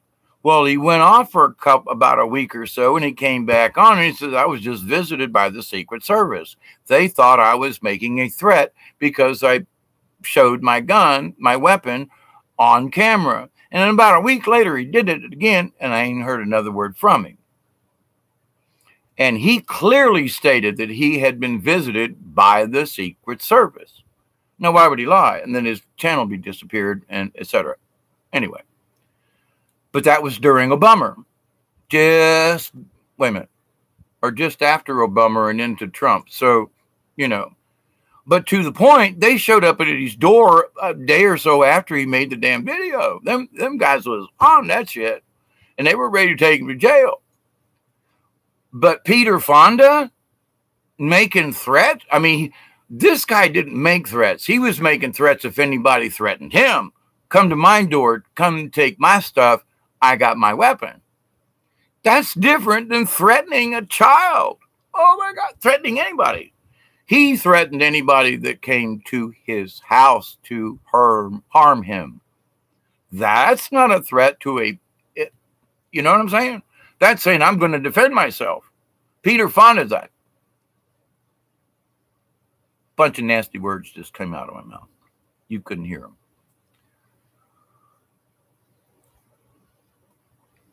Only a weekend. Johnny Depp, his career is ruined as well. What did Depp do? I missed that one. They need to arrest a lot of them. Oh, God. Yep. Just the mere mention could give some sicko the idea. And I mean, there are sickos that they've got ideas already. And the fact that Peter Fonda would even make a statement like that makes me wonder how sicko he is. You know what I'm saying? Oh, well, he could just be, well, let's think about this. You can piss me off all you want to, but I'm not going to make a statement about wanting to hurt a child or kidnap or what the hell? Depp said he wondered the last time an actor had killed a president.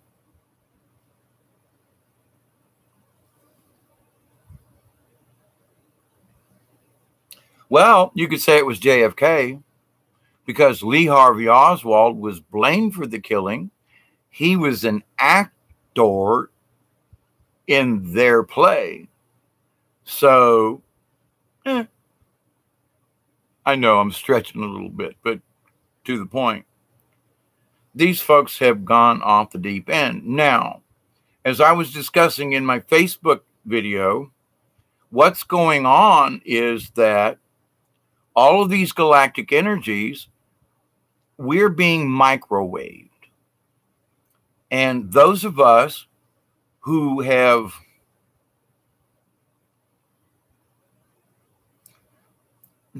let me stop that. I want to go back to something. Miss Phoebe, when we talked this time yesterday, I think you said you had head trauma. Is that true? Now, Wade, if you're still there, my question to you is, have you ever had a head trauma? Okay? While I light my cigarette.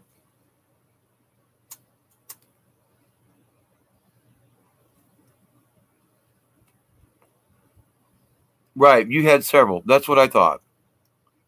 Wade, you ever had a head trauma? Serious enough to knock you out or for you to see stars kind of deal? Even if it was like, a boxing match or whatever.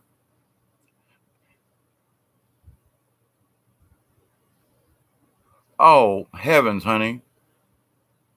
What did they use? A 2x4? Man. My last Hollywood has no idea what is coming to them, and I'm going to love it. Wade, have you had head injury? It's pertinent to once. Okay. What if, because as I talked with Phoebe and Sassy Girl or something like that last night, she had head trauma. Now, what if those of us who have had a serious head trauma have had an awakening of such because our brains have been altered because of our accident, to where these other people might not have had a head trauma and they're dealing with their original brain or something. I think it might be that the fact that those of us who have brain trauma have had to reconstruct some damaged pathways. And the simple fact that our brains repaired itself puts our brains in a different frequency, if you will. Because as I ask people things, your spirituality, what woke you up, something, what makes you this? My next question from now on is going to be, have you ever had a fairly serious head injury? And I'm getting more yeses than no's. In fact, I haven't received a no yet when I ask this.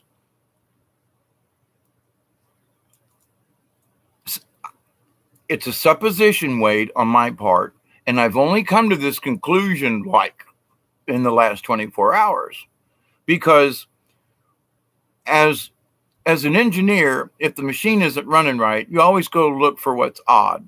What isn't hitting right, or maybe it's not sliding, something needs grease, whatever it is. You look for the part that's out of whack. So your lumps have lumps. Oh my God. I got a couple places too. I understand that, and I'm not making light of it, I swear. But I've had 25 serious accidents in my lifetime and head injuries. And so I understand, but at the same time, I gotta laugh. I gotta make a little bit of fun about myself. I was 11 or 12 when you had them. I had my first one right after I was adopted, and I fell off a couch. In fact, that same couch is over here that I sleep on now. But I fell off the couch. I must have been standing, playing or something, and hit my head on the coffee table. And they say it knocked me out. I bled all over the place. They took me to the hospital, blah, blah, blah. That was when I was 3.5. And I think I've been a little off ever since then. But the more recent ones have affected me, and I was aware of the changes where before I'm a little kid or blah, blah, blah.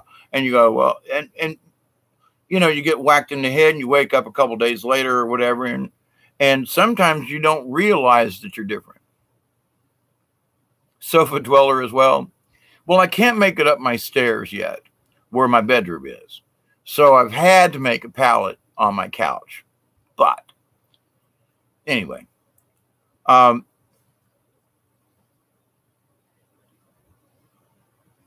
the fact that it was the couch I used to sleep on when I was a child is kind of interesting. So the head trauma thing, my answer that I'm getting with this conversation is a lot of bubble wrap. Yeah. When I go places now, I have a bike helmet and I am not afraid to wear it. I'm saying, you know, this last or the 24 hours ago kind of deal, I wasn't expecting that bitch to hit me. That is really sore, by the way. Anyway, and I haven't taken any extra pain pills or anything for it either, by the way.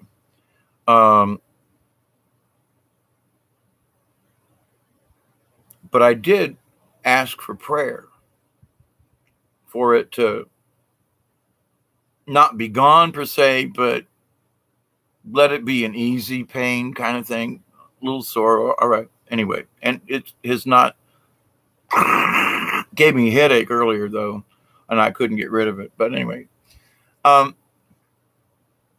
so I'm going to go back to that statement again. I'm going to repeat it for myself as well.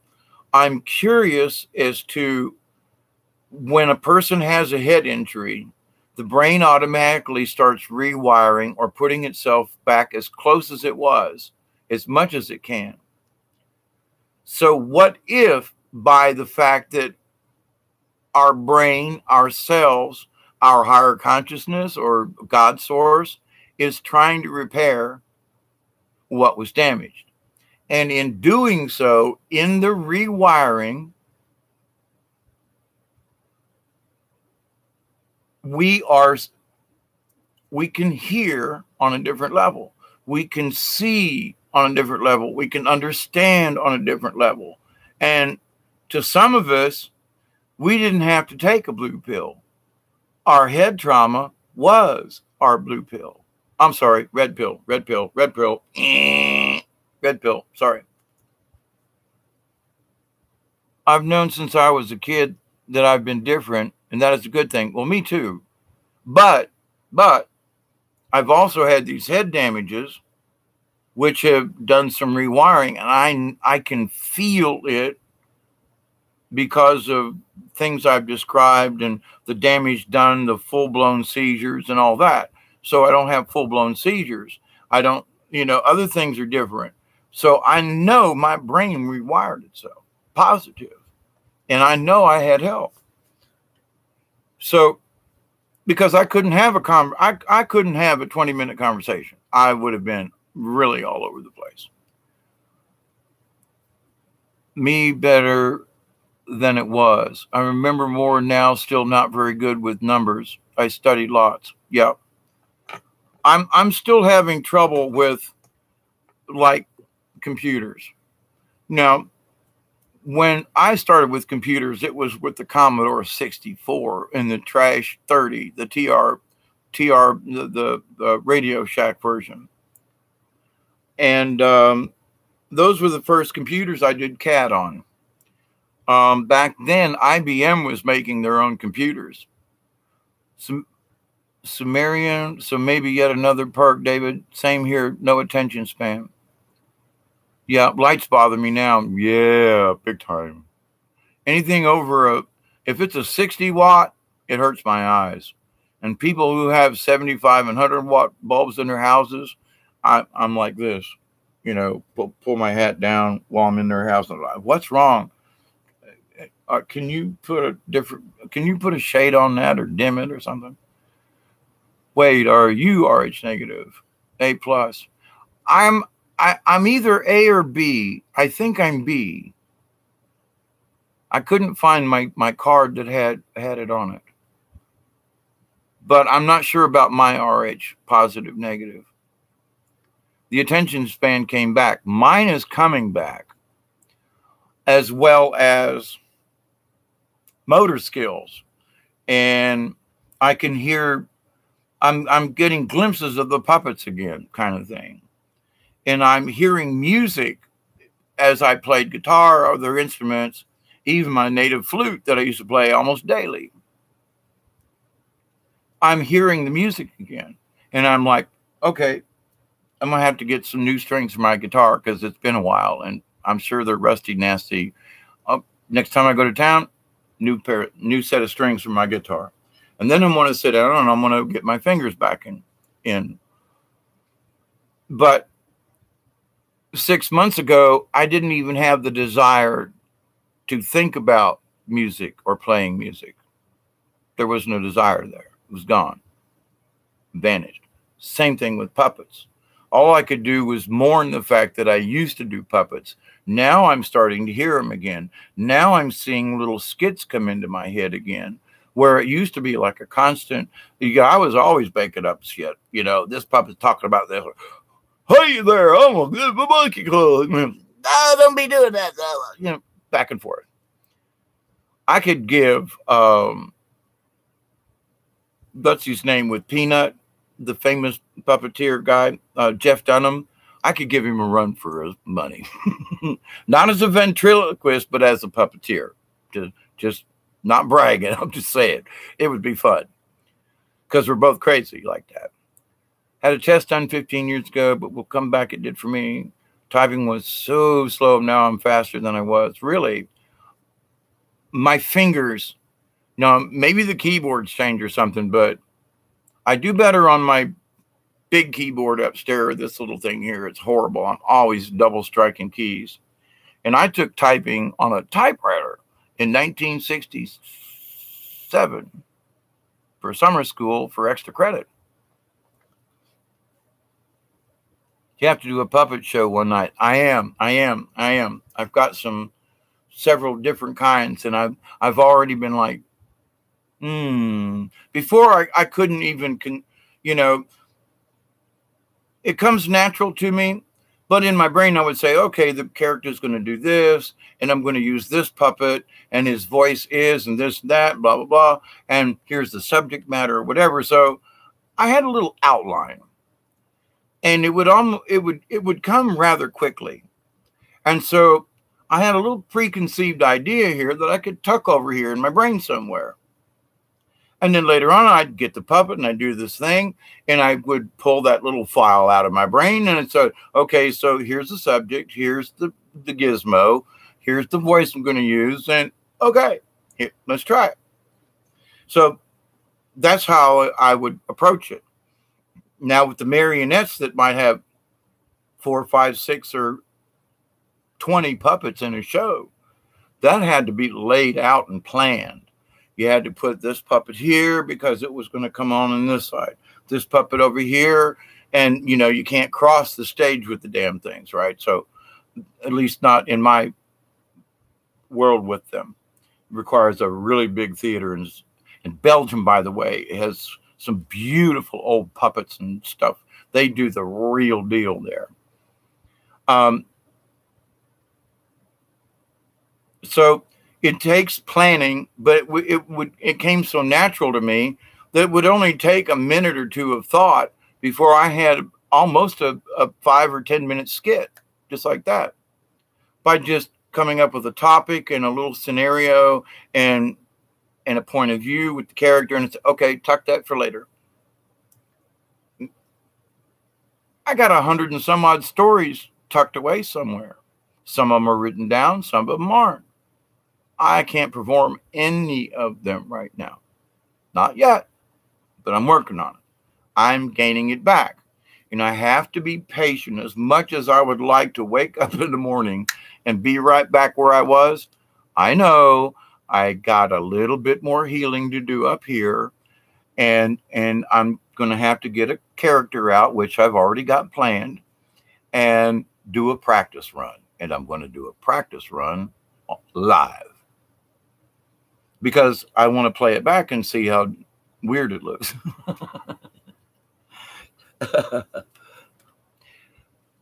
I'm not the greatest ventriloquist. I've been told that I'm one of the greatest puppeteers anyone has seen. That's their opinion. I just do the best I can. But I can fake being a good ventriloquist. It's magic. It's sleight of hand. But people don't know that I'm not a good ventriloquist because I know how to do it. Volcano erupts in people's yard. Holy crap. I'm trying to understand the relevance between RH negative and positive. RH negative folks, Wade, sort of in a nutshell, the negative folks are like alien DNA. Right. Children of the gods and angels. Homeland was Samaria, which is now Iran. So RH negative folks are supposed to be related to a different, let's say, an ET race. And which doesn't necessarily mean aliens and spacecraft, but otherworldly. Like, how else would they get here? Never mind. Answer my own question. We have GIS physics. I have at least seven.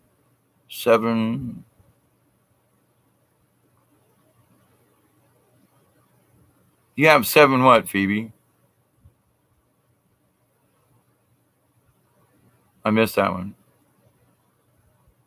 Gifts. Oh. Psychic gifts. Oh. You left out the S. That's okay. Oh, I got it. I don't know how many I got, but here's the natural part of this. And I'm going to make this another subject because it's on. I've been on here 2.5 hours now. But that I've brought up being able to see with your fingers.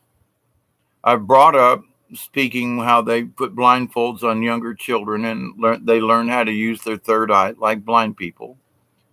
There is being able to hear distances without, it's hard to explain. But there is a hearing acuity. There's also, like for me, I've been gifted that I could take this thing here, and depending on what it was, if somebody said there's a flaw on this, and I would like for you to find it. Okay. There's a flaw in this. I want you to find it, Dave. That's your test. Okay. Give me a second, and I'll be able, well, I see there's a crack here, and there's a something here. Now, the reason I say this is because I work for TRW and Compressor Components Division. I built, made, ground the gauges for jet engine parts from this big, fan blades in the front, to little tiny blades about this big. And it was my responsibility to grind these things, 1/20th the thickness of a human hair. And so when it came time to, you had to take certain tests, and they taught you how to look for flaws and things because they're very strict. There was one time that one of our fan blades was related to an engine failure, and the whole plant, all 3 shifts, cried because they were saying that one single blade from our plant was cracked, had a flaw or something, and we cried. The whole plant, we mourned because a plane went down. And thank God they found out it wasn't our blade. It was a different stage. And guess who made it? The Israelis, who stole a lot of our business, by the way. Why are the Israelis making jet engine parts for our F-class jets? That I never could figure that one out. Just about every president was Rh negative. Now, I didn't know that part. I had many visions, dreams that have come to pass. At least it freaked me out, but have learned to remember and pay attention to them. All right, so as I speak on synchronicity on a different video on the Facebook platform today, this is more synchronicity. Let me tell a little quick story that happened, just freaked me out today, and I literally was crying through the freaking video. Literally crying. My friend Tim and I were on the phone on Monday, and we were talking about a play that I directed, and actually I was Scrooge in it, and the name of the play was Scrooge. I took Charles Dickens, and we turned it into a stage production in Thomasville, Georgia. We were so successful with it, instead of it running 2 weeks, it ran 3 weeks. It was so successful that they asked us to do it at a different venue, which had never been done before in the theater company's 30-year history. And never been done before, we were asked to perform it a second time the following year. So, and I rewrote Dickens. We had 20 people in the cast, many of them children because of the, the Dickens kids. I mean, I'm sorry, Bob Cratchit's family and the girl and the husband and all this stuff, right? The young woman who was Scrooge's honey and how he left her and all this. So anyway, I was trying to pick and choose from whoever would show up. Well, we got this young lady who was about 14 years old. And in a certain way, she looked 12. But at the same time, she's a redhead, beautiful girl. And there were several people who were suspect that my friend Tim, who was, 35 at the time or something, was so much older than her. And my position was, but the audience doesn't know that. And if you don't tell them, they're not going to know that she's 14 and he's 35. That's not the point. The point is she is representing a character. And he is also, and the two of them do this thing. They don't kiss, hug, or whatever. It's just they have conversation. And so the mother was really kind of freaked out about it. And so I had to take the young lady off to the side and go, look now, your mother's giving you a hard time about this, I know, but I'm here to tell you, you can pull this off. We're going to give you a bonnet. We're going to light you just right. And you have the kind of face that if you think you're older, you're going to portray it to the audience. Oh my God, she was great. Small part, several times in the show. That's not the point. It opened her up and she blossomed as a young woman. Now, I haven't spoken or seen this young lady since our last production, which has been 5, 6, 7 years ago. Tim and I are talking about her on Monday and my thing was, of the people we were speaking theater and influencing and how many people did what and things, And so our conversation was, and I picked Camille out and I said, Camille, blah, blah, blah. I couldn't remember her name at the time, by the way. And I was like, you remember the girl that played against you and all the thing and being 14, 15 and playing 22 or something. And I said, but and so we both agreed that we had seen this young woman who is now in her 20s, living on her own and blah, blah, blah, boyfriend, the whole 9 yards. I think she's going to college anyway. We saw her transform because the way I had done the blocking, I was on stage, but in the dark, stage left. He came out stage left, upstage. She came out stage right. They met center so that me and the ghost of one of the Christmases past, I believe it was was standing next to me in the shadows, but we both could watch the two of them. Tim's back was to me, but I could see her face like he could. And I was only a couple of steps away from them.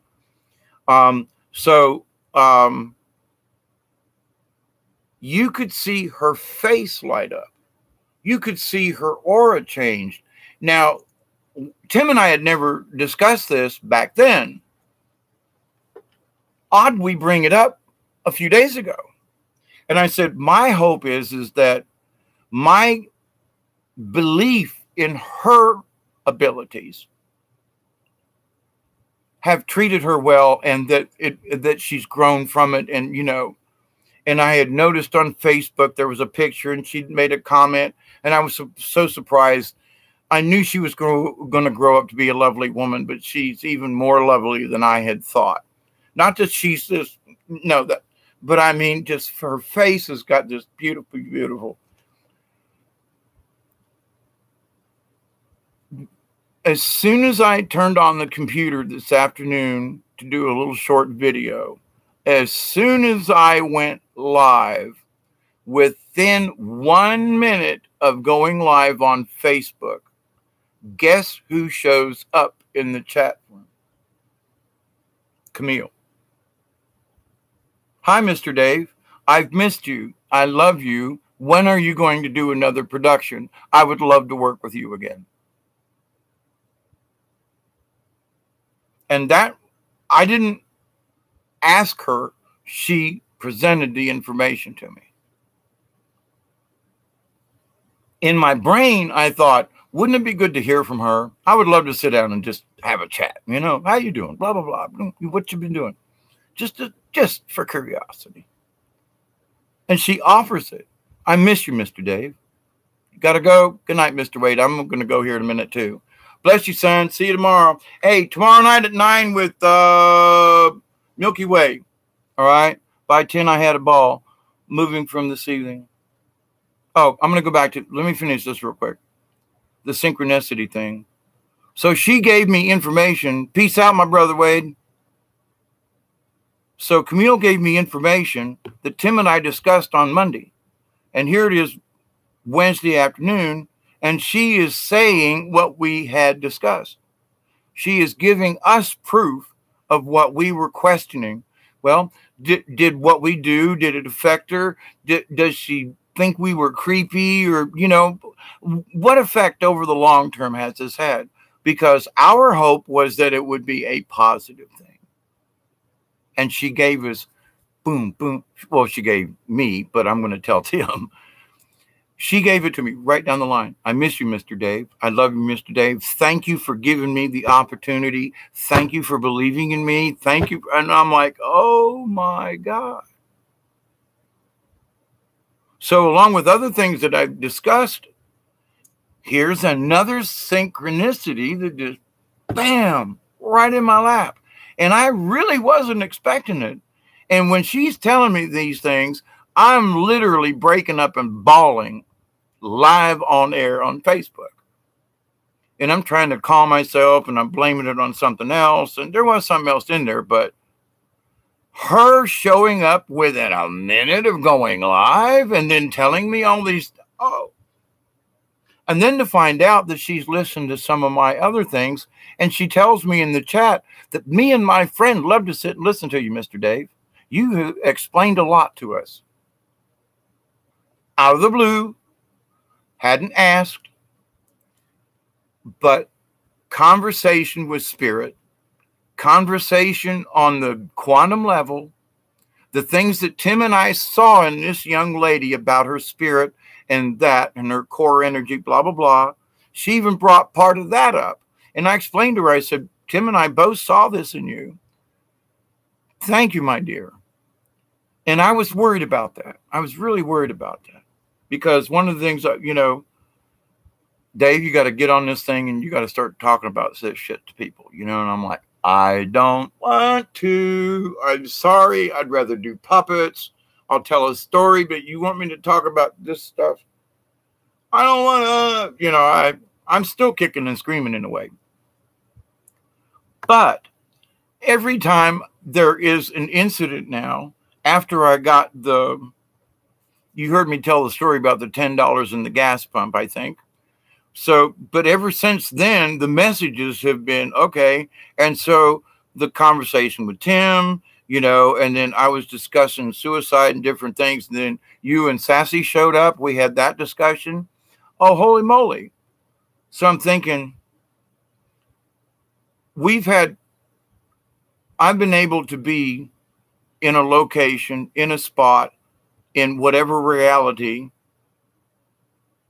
and whether it be this topic, that topic, it is somehow relative to whoever needs it at the time. And I'm blessed. I'm blessed with that. I feel humbled. That was one of the things I was crying about on live worldwide television. And in that, here, my prayer was answered 100-fold, and I wasn't even praying for it. Well, yes, that's not true. I did pray that I had a positive effect. Yes, I am meant to be a guide. And the more, and I say that reluctantly, because even this morning, it might have been part of the reason I got whacked in the head, was that I was like, man, are you sure I'm supposed to be doing this, But I had that wonderful conversation with you, Miss Phoebe and Miss Sassy last night, and we touched on subjects that you both needed to hear, which just flipped me out. And it's the synchronicities. So I'm getting these dreams of stuff that Mother Mary wishes me to discuss. So I'm taking my guidance from her. My spirit guide is helping me with the verbiage, but I'm getting I'll get an incoming message from the big giant head, like Third Rock from the Sun. You all know I'm joking. But so the message comes in and there's no directions. It's that here's your subject for the week or today, or maybe right now. Get up from your bed and go do this now. That's why I'm doing this. Now it's 5 o'clock in the morning again. Oh my God. So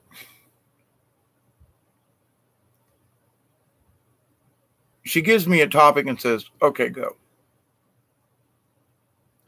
And I'm like, okay. But then when I found out, like from Camille today, she goes, well, me and my friend, she didn't say who, but doesn't matter.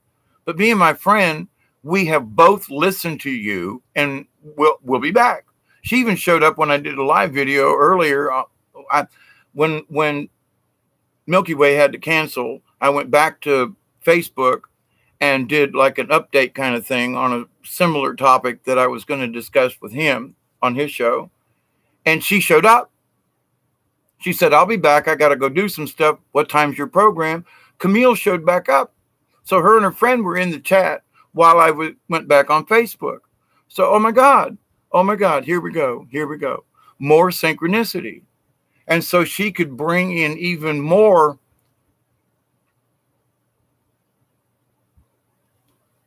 The word that's coming to me right now, David Null. Hawkeye Two Feathers is my Native American shaman name. My name is David Null. I had decided that everybody knew me as a puppeteer, David Null, that if I was going to speak the truth, I needed to show my face, not on some other kind of made up something. I had to be truthful all the way through, all the way. My name, I hesitate a little bit with my address, but if you look me up in South Georgia, there ain't but one of me. It ain't going to be that hard to track down. My address and everything, it's all there for free kind of deal. Shows previous wives or whatever. And folks that never lived here, actually. But they got mail here. That's weird. So I was told you can't hide behind any kind of pseudonym.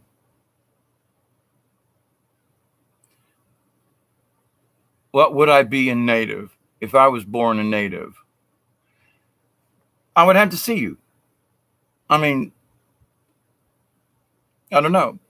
One of the strange things is like what went with me is the fact that folks called me Hawkeye because on the carnival, I grew up on a carnival, and I was able to find money and things. I mean, I found a $12,000 ring on the downtown streets of Thomasville, Georgia, picked it up and said, "This is worth some shit." And went to have dinner with some friends of mine after being at the theater, by the way. Come to find out, Miss Elaine, who's a wonderful, dear friend of mine, she said, "I've lost my ring." And I said, "What's it look like?" "Well, it's the diamond one with the emeralds on it." And I reached in my pocket and I said, "This one?" $12,000 ring had slipped off her finger while she was getting in the car, and didn't notice it till she got home, but couldn't. She thought maybe she had taken it off. Little horn, left my, you talk a lot. Well, but so Hawkeye was one thing. Two feathers. When I went out in the woods and things, it seemed like every time if I found one feather, there would always be another. Now they wouldn't necessarily match, and one might be this big, and the other one might. But I would always find two feathers, so it got to be a joke. Hey, two feathers. So the fact that I was good with my eyes, it ended up being Hawkeye two feathers. So I've actually been able to help people find things psychically from a distance, especially if the person on the other end can like connect with me. I told somebody was joking around like, "I've really lost my keys, Dave." And I said, "But you didn't look under the table by the front door." I've never been to their house. "The table by the front door, how do you know that?" And I said, "I don't know. Go to the table by the front door and see if they fell down." Sure enough, they were there. He was like, "You know that?" I don't know. It just kind of came to me. So the stuff like that, it happens. But it depends on who you're connected with, kind of deal. And I'm finding now that that connection is expanding to you, Miss Phoebe, to Camille, who I hadn't had contact with in 5 years. Oh my God. But she's like connected. The synchronicity is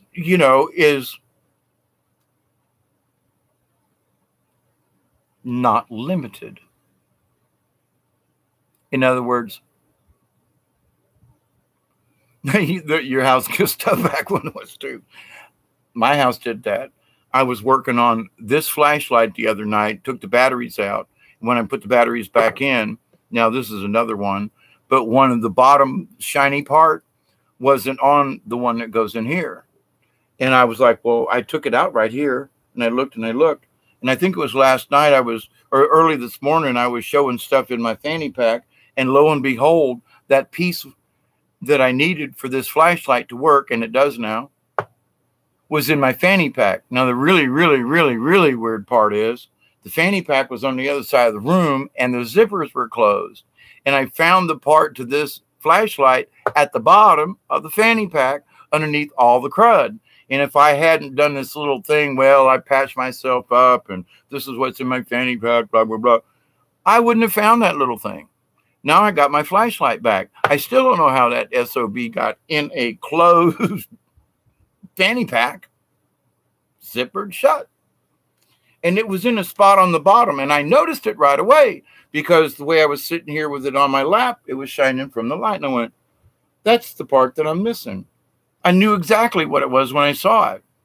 But the biggest thing is, how in the hell did it get in there? Because it wasn't down below me or open when I took the batteries out of this. So these strange, weirdy things, but there is a synchronicity that comes back. You have 3 cats, so easy for stuff to go MIA. I agree with that. Don't you think it is odd that so many RH peeps just hit it off in chats, like Sassy grounded right to us? Now, I don't know about my RH. I think I would have known. Well, maybe not. Maybe not. I'll have to dig out my medical records. I think I'm B positive. But then there's this thing that says, no, Dave, you're A positive. I'm not O, that's for sure, and I'm not AB.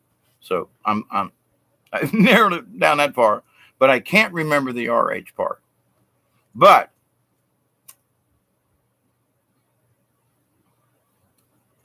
it may be that I've had so many head traumas and so much rewiring done that might have put me on the frequency of RH negative because of the changes that are happening. And with all the gamma rays and stuff we're getting, maybe it changed my DNA already and I am on the net. Who knows? It's been a long time since I had a blood test, blah, blah, blah. But so it is interesting, and I have prayed about it with just that if my message is true, then people will find it and they will find it and it will blah, blah, blah. And I'm shocked. I'm humbled. I'm surprised. I'm glad. There is no sadness. I'm overwhelmed with emotions because I figured if I got 15 or 20 people as subs on my channel, that's the bomb. There's 70 or something. And I'm like freaking out. I have performed in front of hundreds and thousands of people. That's about it. But I never dreamed that 70 people would be interested enough to say, I want to come back and listen to Dave. Okay. So I consider that a very high compliment. I do. And I'm glad that you're able to pick up on my vibes because of all the things. I was like, here's a method. I've performed in front of people, and when you interact on a one-to-one basis on a personal level, you can get to them. You can, the magic of me performing or doing 2 or 3 character voices. I mean, I have fooled people who know me for years and swear to God that character on the stage was not me. It was somebody else. And I go, I'm sorry, that was me. I played 2 characters in this play. That was one of them, and this is the other. And I come out for the curtain call, and they go, well, where's the old guy with the hat? And I put the thing on, and they go, no, you can't be. But it was me. No, you. And they sat 5 feet away from me during the whole play. They watched me, saw me, and didn't know it was me because of the mask that I put on when I do theater. And I didn't know until afterwards how effective I was. But that to fool people who knew me 6 feet away, 5 feet away, small stage, small audience, very intimate, really cool. So it's not like they were sitting a long way off, but the fact that I was able to do it along with Camille, the thing that Tim and I saw in her, she was able to project an older woman, even though it was still only just a few years.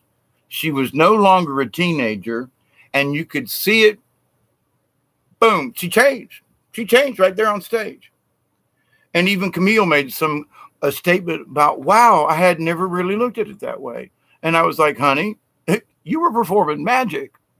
That is what we call magic with a J and a K, not weird woo-woo, but natural things. And we both saw it in her, me more than Tim, but he saw it after I saw it. Anyway, but the fact that he noticed it and that we discussed it, and then she shows up 2 days later on a live chat with me. Oh my God. I'm sorry. It's just more proof. And I guess subconsciously I have asked for encouragement,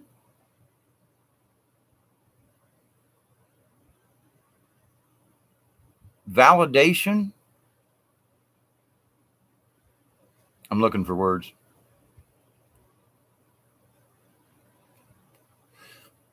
And it's a combination between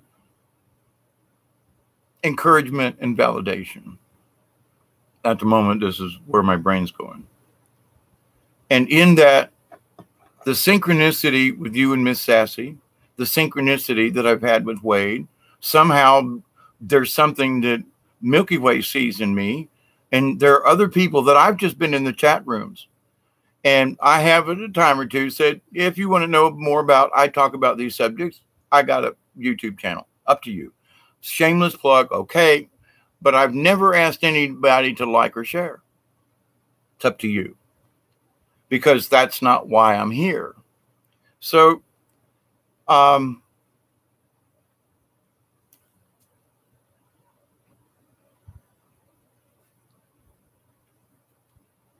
many times I've just talked to a blank screen, nobody in the chat, but my intent is going out to the universe. And so I have been told that if I speak the words correctly, if my intent is true, if my soul and my heart is in what I say, regardless if anyone sees it, if I speak it and it's recorded, then it's out there. And that in a way, nobody has to see it or look at it or listen or whatever, because I've spoken the words. And if I speak them correctly and being true at heart, then those become magical words to the universe as a positive reinforcement to other light workers who may never hear my voice or whatever. So that is a faith thing that ain't lying. I've struggled with and kicked the dirt. I mean, physically kicked the dirt.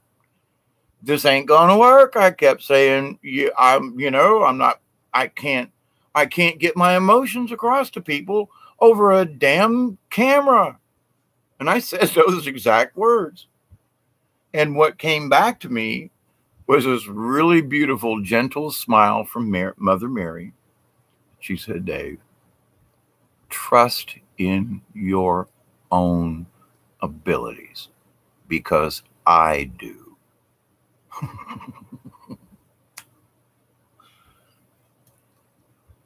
Now, since I was 7, but especially since I was 11, I've had numerous visits and conversations with Mother Mary. So for her to come up to me and make a statement like that,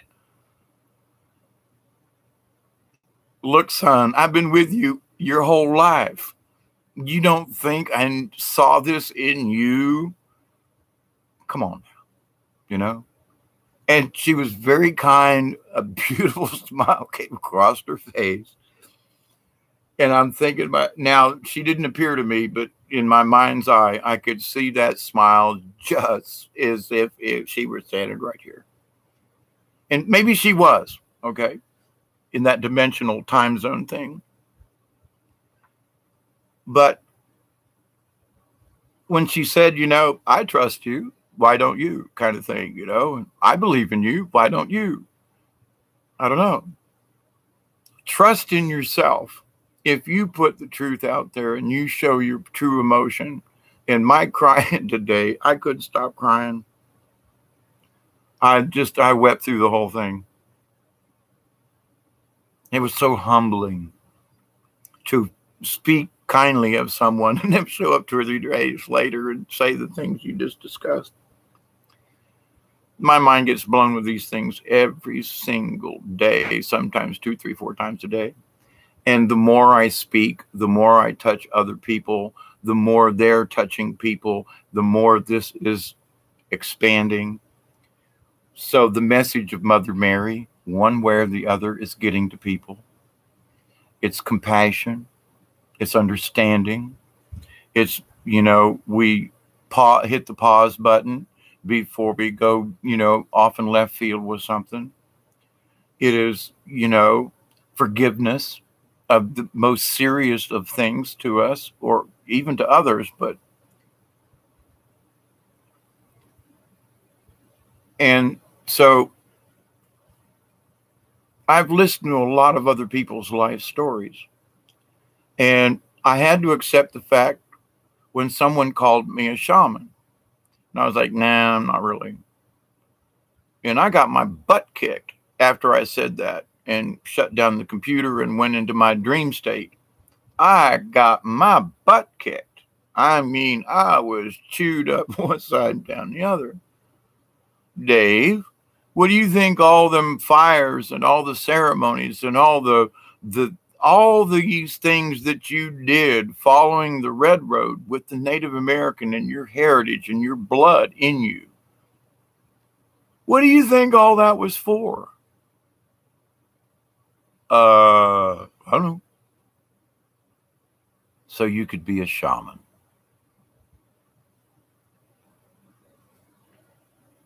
And the reason I don't like to use the word is because I've seen so many false shamans. They claim they've been to a sweat lodge. They claim they this, but they don't. They only know 4 directions. They don't know the 6. I mean, there are certain key things that I look at and go, well, wait a minute. You're wearing a sign that says I'm a shaman. And you have people paying you money to go to conferences and speak the shamanistic thing and blah, blah, blah. It was love and light. And okay, but when it got down to the particulars about how did you get to your thinking, how did you achieve your thought pattern, what creator, who, where did you get it from? What was your journey in learning this? Oh, well, I went to a drum circle and there was a guy and I took Akasha a couple of times and had a spiritual journey. And I went to a drummer one thing and I participated in this.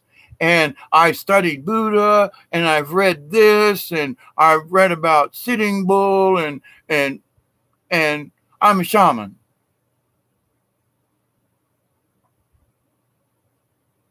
No, you're not. I have difficulty calling myself a shaman, and I've been instructed to accept that term. But I'm not a dime store shaman. And I hate it for the other people who are claiming to be shamans, because it's not that they should duplicate what I've seen, but there are certain points that I've been shown that are really important, and that you're still very much an amateur because you haven't gone these other steps. And because I was where they were at until a real medicine man came to me and said, Dave, you're close, but let me show you the rest of the way. So that's why I don't like to use the term on myself. I have known true shamans, and I mean old Lakota Indians that are 70 years old and walk around in the snow with a short sleeve shirt on. I mean, just their head and their whole person is in another realm. And I've sat with these folk. They have come to me and sat with me. In fact, the Lakota medicine man, when I was in Tennessee that one year, specifically walked across an open field straight to me and said, I saw you from over there. It was like, how? There were people in crowds. He saw me spiritually, and other people were trying to get his attention to speak with this Lakota medicine man from the reservation in South Dakota, near Wounded Knees in Montana. Anyway, I can't think of the name of it right now.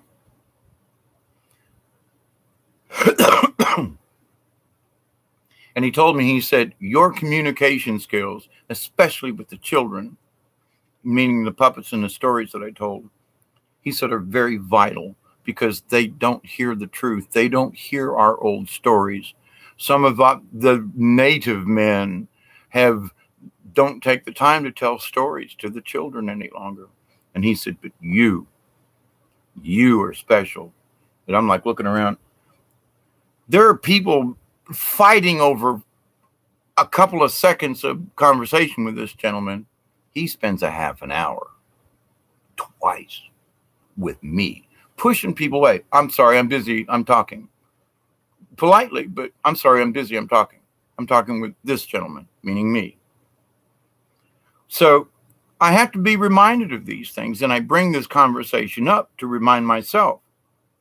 I have been in touch with very, very, very spiritual shamans and medicine men, Native American shaman medicine men, true full bleeds, okay? I mean, this guy was a descendant of Crazy Horse and looked like him, I swear to God. And so to have sat with a legend keeper, with Kashka, many times, and him giving me permission to tell certain stories that are very close to a legend, but because I knew the difference of being a legend keeper and a storyteller, and because I was relating that difference during my stories, which helped him because he is a legend keeper, not a storyteller. And so he gave me a thin line to cross to where I was actually telling part of legends within the stories.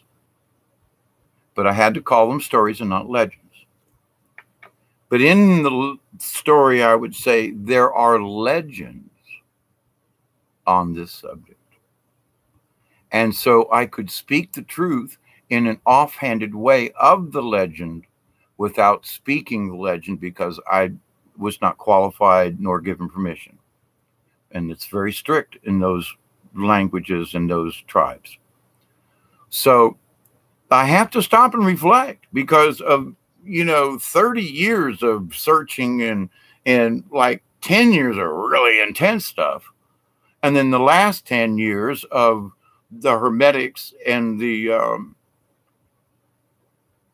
spirit walking and the dream walks and the all of this stuff, which was like the next phase of everything else. So now I'm busting out of my cocoon and I'm asked to then, I don't know if teach is the right word, but to communicate. That's the best word. To communicate what has happened, to communicate where are those cheat notes on the ceiling? Yes, I'd throw it out there. The universe needs good vibes and happiness too. I swear the earth is about to break in two. Evil has the weak all messed up. Absolutely. You're absolutely right, Miss Phoebe. Now, I've been given specific information to not worry about the earth splitting in half, but we are expanding. And the scientists and everything, and I did this in a previous post, but I'll give it to you real quick here. This physicist, I think he was on Rex Bear, and I was listening to, and he was the other day, and he goes, "Oh no, the Earth, blah blah blah. The Earth has got an iron core, and it's blah blah blah. It can't expand because there's already a set amount of stuff on the Earth, and where are we going to get extra mass from?" Well, my contention is that Admiral Byrd way back when he flew into the North Pole and visited inner Earth. Scientists have been saying that the Earth rings like a bell when certain size earthquakes go off. They get picked up on the other side of the planet and things like that because it bounces across an open space. If it had a molten iron core, the Earth wouldn't ring like a bell. Earthquakes would be absorbed by this molten iron core so that it would be any vibrations from an earthquake wouldn't show up on the other side of the planet like they do. So the contention that the Earth has a molten solid iron core thingy is false. What they have not done is said that Admiral Byrd was a liar. I bring this up because they didn't make a famous man a liar. And there's still stories out there in interviews of him flying into the North Pole to inner Earth. So they want that part out there. But to disprove him, the scientists are all spouting this. The Earth has a molten iron core. You can't have both. It's hollow. It doesn't have a molten iron core. Watching some of the videos where they say they hear trumpets and other noises, the noises sound like whales to me, partially. But those are also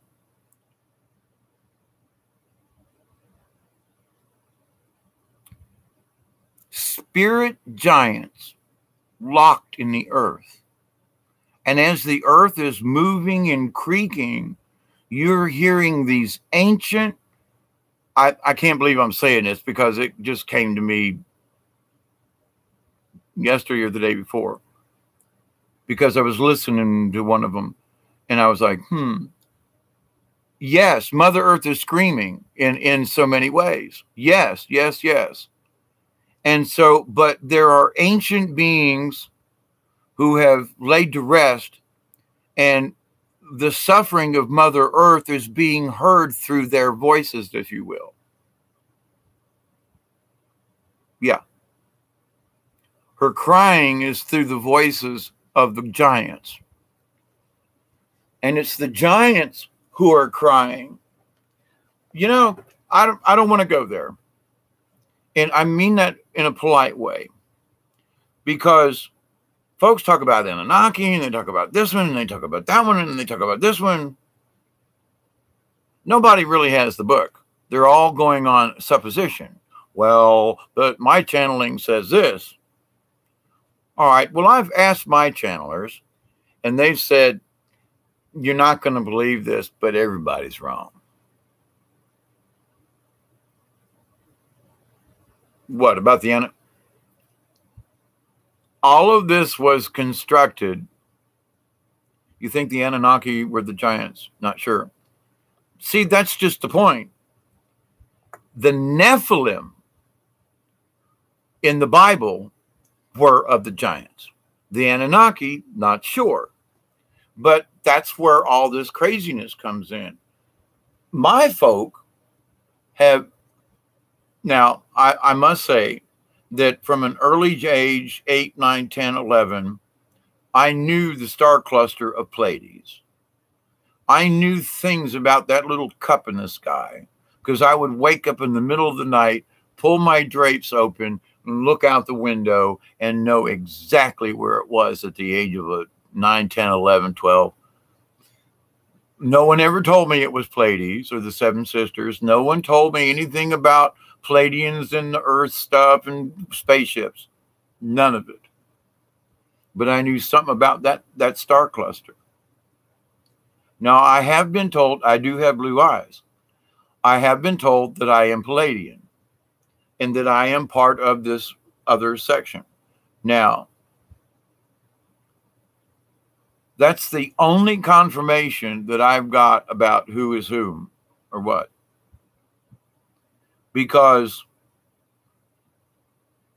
there's been so many lies said here that the Anunnaki might have been a totally different race than what they're being called, or the giants were called the Anunnaki when actually they were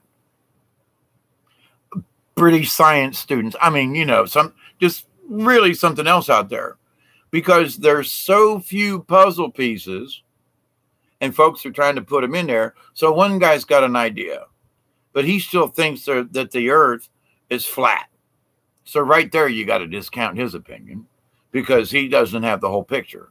Okay, so the scientist the other night, molten core, the earth can't expand. You're full of shit, buddy. What about Pangea and all the things? And what? Oh, no, the earth has been like that. So, but you should believe me on all these other physics items. I'm sorry, but I just hit off because I could not believe this physicist with all this knowledge. Oh, poo. You know, this is that and that and this. Did anybody believe that crap? I was shocked. So there are people who claim to know, but they still have a core belief of something that's false. So when they say, oh, it's the Anunnaki, there might have been an Anunnaki race. I'm not disputing that. But it might not have been them, is my point.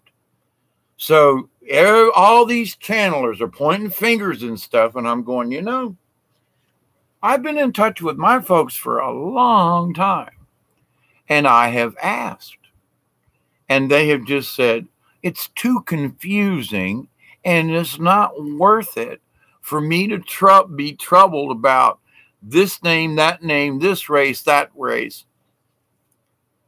What's important is the message and this and this.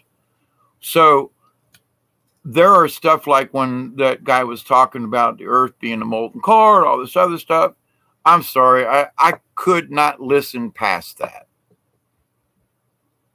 And it's a shame because I was like really getting into what this guy was talking about.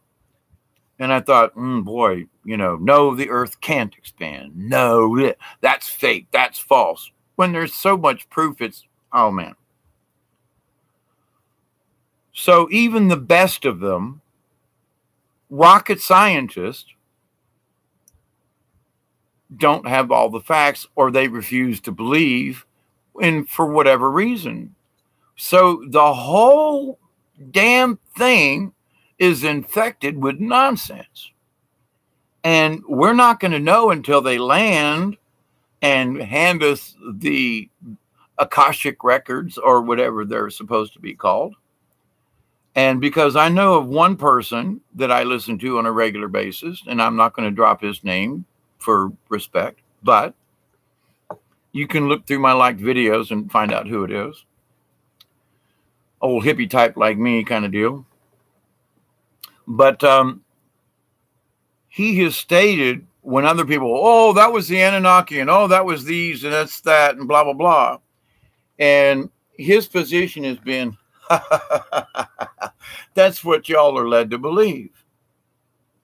And so, and it's curious because it gives this nice little chuckle. Okay, go ahead and believe that right now. But there is really more real truth because that puzzle has a few pieces missing and they substitute them and it's not quite right.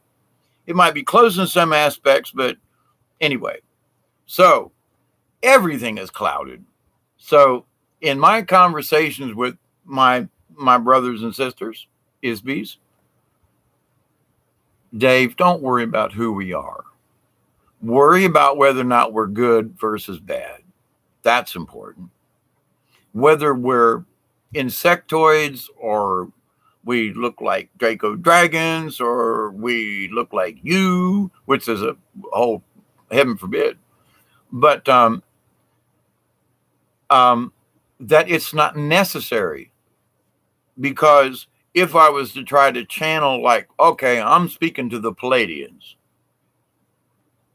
I'm not sure. I've never met them. I have seen Mother Mary, and I've had this angel on my shoulder all my life. Those two are fact, in my opinion. The Palladian thing, that message has been a little, it's my supposition, and based on facts that I have drawn a conclusion, but they ain't speaking to me directly that I am allowed to remember. Because I have been told that I go off planet in my dream world state. And yes, that I have been a pilot in a spacecraft, and I'm really good at it. And that, I mean, I come home, I woke up the next morning after that one thing, and DB actually spoke about it. He said, man, I had bruises all over my ass from last night. There was a big boar up there, And he goes, any of you guys got any bruises on you? And my arm was killing me. And I was like, I didn't do anything. And I pulled up my sleeve like this and I looked down. By God, there was a huge bruise on my arm. So then my spirit voice said, yeah, you were in that mess too, but your memory's been wiped. Apparently, I asked them, don't let me remember this when I wake up. Because my brain isn't healed enough to be able to stay connected and go through all this Arcturian stuff, because that's going to mess up the message. The message doesn't matter who's from where. The message is stop hate, start debate, negotiate, and unite. That is the message. We need to quit kicking each other and throwing dirt and killing, and we just got to stop it. It doesn't matter who. Now, we'll find out and all that'll come clear, but apparently no one that I have listened to has actually hit it on the head, because I've searched, okay, what about this story? What about that one? None of them rings true.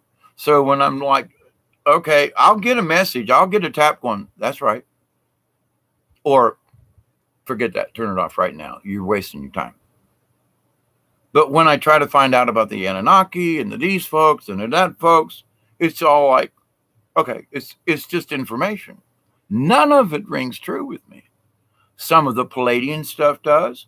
And then I hear other people are channeling the Palladians, and I get a message like, excuse my language, but I hear this once in a while, that fucker's crazy and lying his teeth.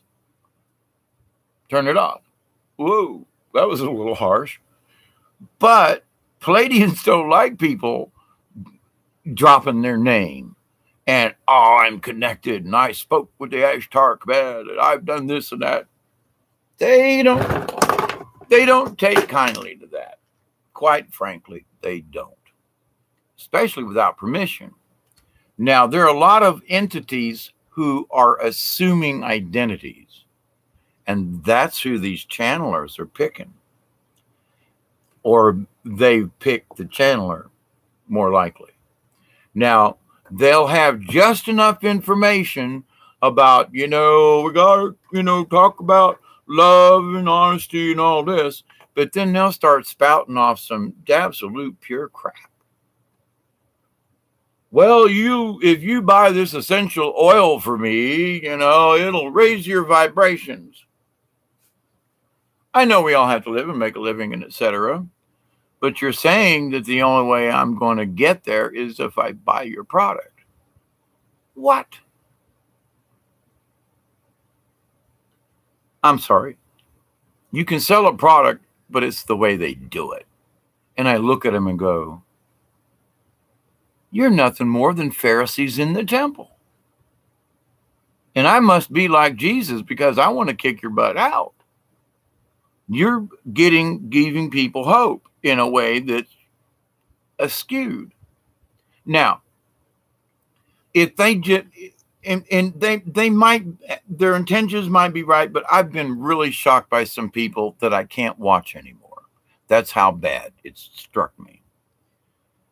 And it's like, you can buy this essential oil anywhere you want to, and I would encourage you to do so. However, we have some available if you'd like to buy it from us. Different. They come out and say, well, I've made this special thing, and it's what Creator told me. And, the only way you're going to get through this is with some of my stuff. Because Creator, he's standing right here telling me. And I think to myself, that's a little bold, don't you think? And Sananda Jesus is standing here and he's telling me that you should buy my product because I came up with the formula. And I said, I can't believe them. I can't go there.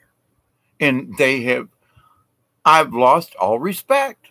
And I can't even listen to their words before the commercial break kind of thing, which is woven into their message. And several people have gone this way. And I'm not opposed to them making money or selling an oil or something. I would like to make mullein oil and offer it to people. But if they can't afford it, I'll barter. These people are selling some. I have to save up for 2 or 3 months to buy one of these little bottles of oil or something. I mean, it's ridiculous.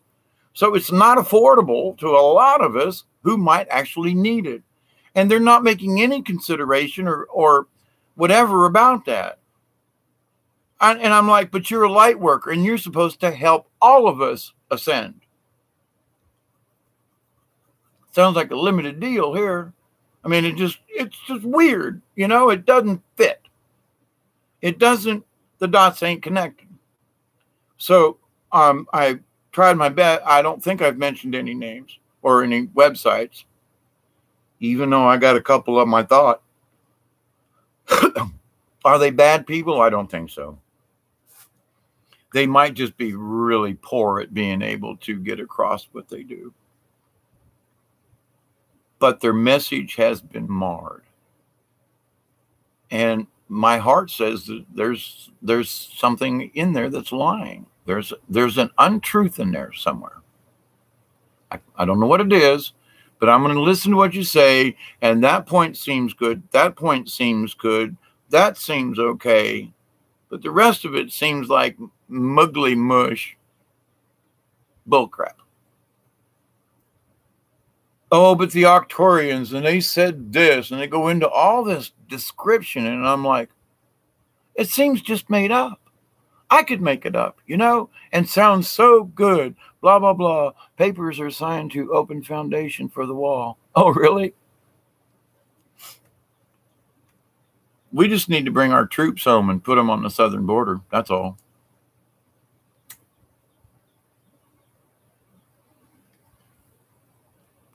Give some of these pot smokers a rifle and send them to the border and say, you're out of jail, but you got to stay down here for 6 months to work out the rest of your thing. Okay. I'm going to cut this short here. It's not short. It's been 3 hours and almost 30 minutes. But so I'm not trying to negate it, but I just haven't gotten any kind of clear anything about Anunnaki, blah, blah, blah, blah, blah, blah, blah, blah, blah. Yes, there were giants. Yes, there were yes, there are proven facts, but are they them? I don't know. And I think the Galactics, when they get here, are going to bring the true records. They're going to open up the books, and we're all going to be able to read it, because that's what I've been told, that we will get the truth. And it's been skewed up, like the Bible has been rewritten a couple times, and King George, blah, blah, blah, King James, blah, blah, blah. And so that's how it's gotten warped, bastardized a little bit. On purpose? Not sure. And it may simply be because all the information wasn't there, and there've just been a lot of people doing the, it could be this. Yeah. And it could be that. Well, yeah, but I like this idea better. And so folks go with it. When there's only one or two people go, but it could be this. Yeah, but you're not qualified. Okay, fine. And that's where we are. There's infighting. You don't know what you're talking about. Zachariah Sitchin was an idiot. And I heard that before he died, that he was an idiot and he wasn't, there were issues with his interpretation. Now, there are other folks who are coming behind and going, well, he got a lot of it right, but this is subject to interpretation. And his interpretation went this direction, where other people are going, oh, well, wait a minute. That's not what I learned, Okay. So there are discrepancies, and valid ones, within the communities who are trying to get to the bottom of it. About 6 months ago, I thought about the Crimtails and looks outside the box. The question then became, what are they hiding? That's part of it. We don't have an ozone layer anymore, and they're trying to fudge for it. The other thing is they're trying to kill us. Why would you put strontium and barium? Aluminum's one thing, which is really highly toxic to everything. They're trying to kill us. I mean, I don't go to town for 3 weeks and I end up with a cold and the flu. How in the hell did I get the cold and the flu when I'm at home? And I haven't gone to town. I haven't shook hands with anybody. It's on the wind. Chemtrail. And they've admitted it pretty much. They have found strains of bacteria. They've found strains of the plague in what's coming out. So now, one thing I have noticed down here in South Georgia is that it's been cut way down recently I mean, way down. No colds or flus. I have a slideshow of an allergic reaction to what they sprayed. Really? Yeah. And I say it was the flu. I had body, flu-like symptoms. And so here's something that a medicine man told me. He said, I looked up there and I saw them things. And he said, Creator, I hate those things. And Creator spoke back to him and said, you hate what? Medicine man said, I hate those chemtrails up there. And Creator said, then change it. And the medicine man said, what? And Creator said, then change it. And the natives stood there and contemplated what Creator said. And he said, all right, Creator, how? And Creator said, if you think that those chemtrails are poisonous, then they will be. If you project that those chemtrails are nothing more than clouds with particles in them that won't hurt anyone, if you focus your intent on those clouds and say by the time you reach the ground, you will be harmless. That's how you change it. And Creator, that's the end. But the native was like, but. And Creator said, just think about it. And left him with it. And so when he was talking to me about it a couple of days later or so, and he goes, he said, I kind of got it. He said, the more I worried about them harming me, the more it seemed to do. And then when I finally walked out one day and said, I make up my mind that whatever you are, you're not going to harm me. And where you're coming down over my head, you will not be poisonous when you reach here. And he goes, every day I go out and when I see him, I offer a prayer up to Creator that they will dissipate, go away. They're not poisonous. And he goes, in the back of my mind, he said, but I must keep my intent pure. If I let that little voice say, yeah, but they're really poison, he goes, then I've defeated it. And he goes, I have to believe because I believe in Creator. And Creator gave me these thoughts.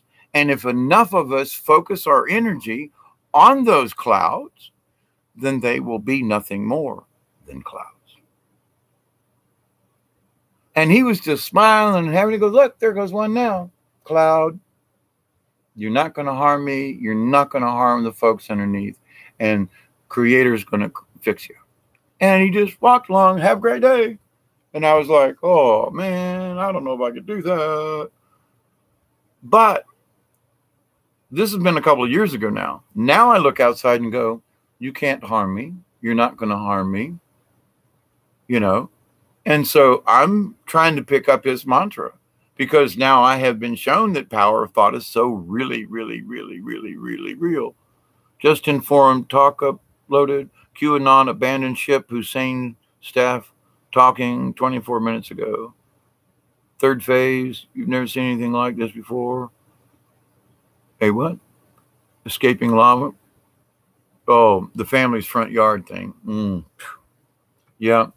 Them folks need to get off the Big Island. I'm just saying. But so to wrap up this portion of this, our thoughts can change damn near anything. We really got to believe.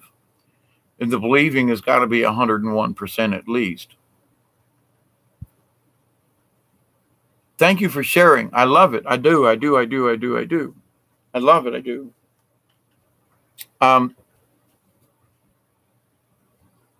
In fact, I'll probably do a little scan when I shut this live stream down before I go take a nap. But I know that to wrap this up, I know from all that I've spoke about, I know from the positive things that I've been shown and the healing and the this and the synchronicities and all this, that I must believe we can change it. And even if the clouds themselves don't change, that maybe our collective thoughts will stop the spraying altogether. I mean, but if every time we see them we cuss and curse and kick the ground, that's not a positive thing. So we go outside and say, I see you. All right, now you're going to go away. You're not going to hurt anybody, and you just put the little whammy on them with your finger. That's going to change the entire planet. And that's because if those of us like you, Miss Phoebe, I mean, oh my gosh, that may be why they are afraid of the RH. They're afraid of everything we're doing.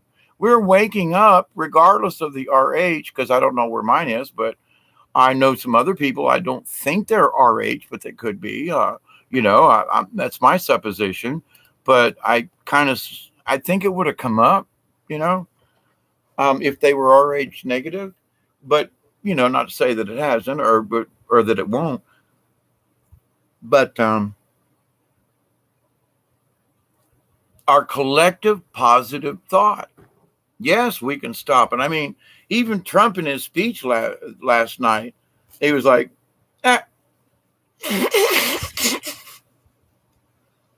he's like, even if we don't get a majority of Republicans, he goes, we're still going to change these things. It's still going to happen. No, it's like, whoa, natives, light workers, and healers. And other folks who don't know where they fit in. I know some light worker types that they believe in the Bible and they believe in this, but they don't believe in that. And they don't do this, and they're not into any kind of mushrooms or Akashic record, and they don't really believe in the alien thing and stuff, but they do believe in prayer and positive thought. And so in a lot of ways, they're really close, but they still don't have the full picture. And, they're going to be easier to convince than some people who are just dead set against the whole damn thing, that prayer don't work, But I'm wonderfully surprised and humbled and ecstatic in ways that people, those of us who are awake, are really waking up. And those who have been partially asleep, maybe watched a few too many commercials with the eye flashing thing, it might be that they're partially awake and they get some of this, like the people who believe in positive prayer and this and that, but don't believe the rest of it. Okay, fine. They're going to be easier to convince, though, than the other folk, is my point. But we all must be compassionate for the dummies of the group. We all got to be kind to the slow folk, And those people that I thought they're intelligent, they're smart, they got it going, they're going to get this, hate my guts. Never expected that. So, but with that said, I continue to pray for them. My brain is trying to do all we can do is, well, no, there are other things we can do, but prayer is the big one. And it's that we share compassion in whatever we do, whether it be in I was loading feed into the back of my truck. Once a month I go to town and get feed for the cats and animals and the chickens and all. Anyway, so a truck pulled in behind me as I was loading my truck, and I was huffing, boy. I had 3 50-pound bags of feed, 2 55-pound bags of feed. So 150, 250, 270 pounds kind of thing. No, I'm putting them in there. I'm strong enough. I know how to lift. But up comes this young buck with his son and just walks over and said, here, I'm going to help you. And throws these things in the back of my truck like that. And he goes, have a wonderful evening. And I was like, but thank you. I didn't even ask. He got out of his truck and went straight to me. And I wasn't acting all old and everything. He just came over and helped. God bless him. Those little things right there is what we need to do all over the place. And it might be 1 minute, 1 second. It might be a phone call. A friend might come to your head that you haven't talked to in a long time, which is how some of this has happened to me. Just one kind act a day, and it's very catchy. You know, one of the few things I ever liked of Oprah was the pay it forward kind of thing that she discussed way back when. And I was like, there are some things about some of these folks that, like, that wasn't horse caca. What about Oprah and the pay it forward? Oh, that you made. Well, the things that I have done to pay it forward have come back to me in ways that just have surprised me. And so, regardless of what I do, I am and I will continue to pay it forward, if with nothing more than my prayers and good thoughts that today. Oh, by the way, let me pass this off to you, and then I gotta go because I gotta go to the bathroom. But the kind act for a stranger, it makes me feel good inside, and it does. I don't know if I told you about the story about my friend Tim and I saving that man that lost his leg. I mean, oh my God, how did we know we were supposed to be there? And if we hadn't have showed up, that man would have died on that road. Unbelievable what we are given to do, and we never know. A kind act to a stranger. We save that man's life for his children, his wife. Oh my goodness. Anyway. But today being the summer solstice is a high magic day for the nasties.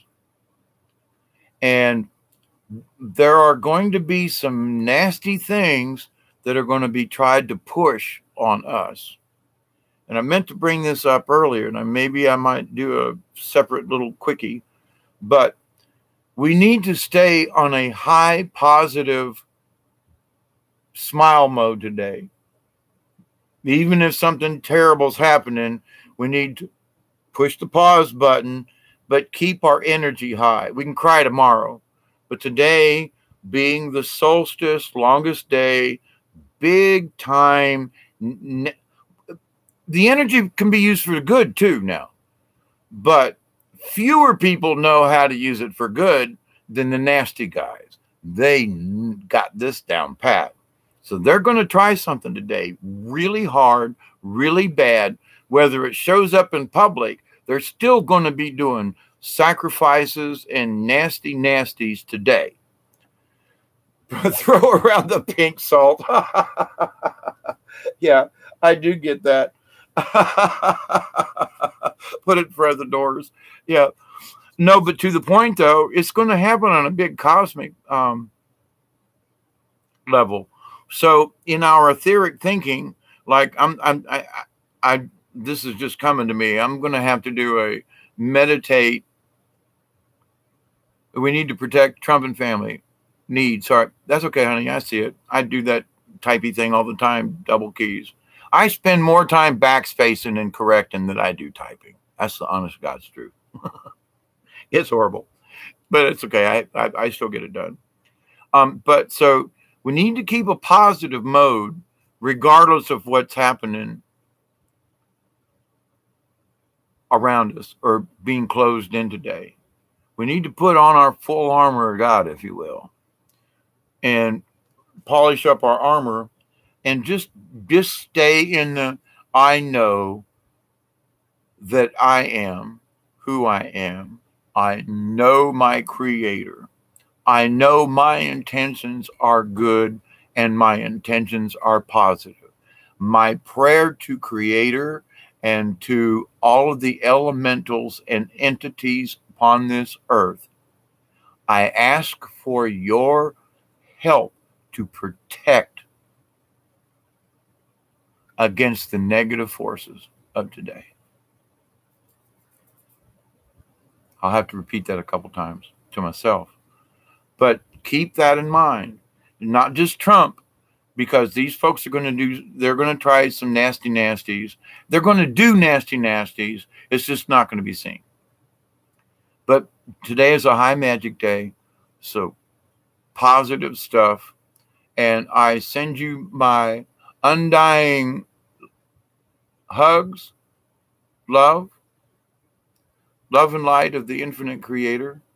From my soul, heart, and heart soul to you, blessings, peace, prosperity, and above all, good health. 5, 4, 3, 2, and 1. Good night. I love you. Barefoot in the garden for me. I gotta go. I love you. See you again. Nighty night. Yes, prayers and love back at you twice. Ha ha ha ha.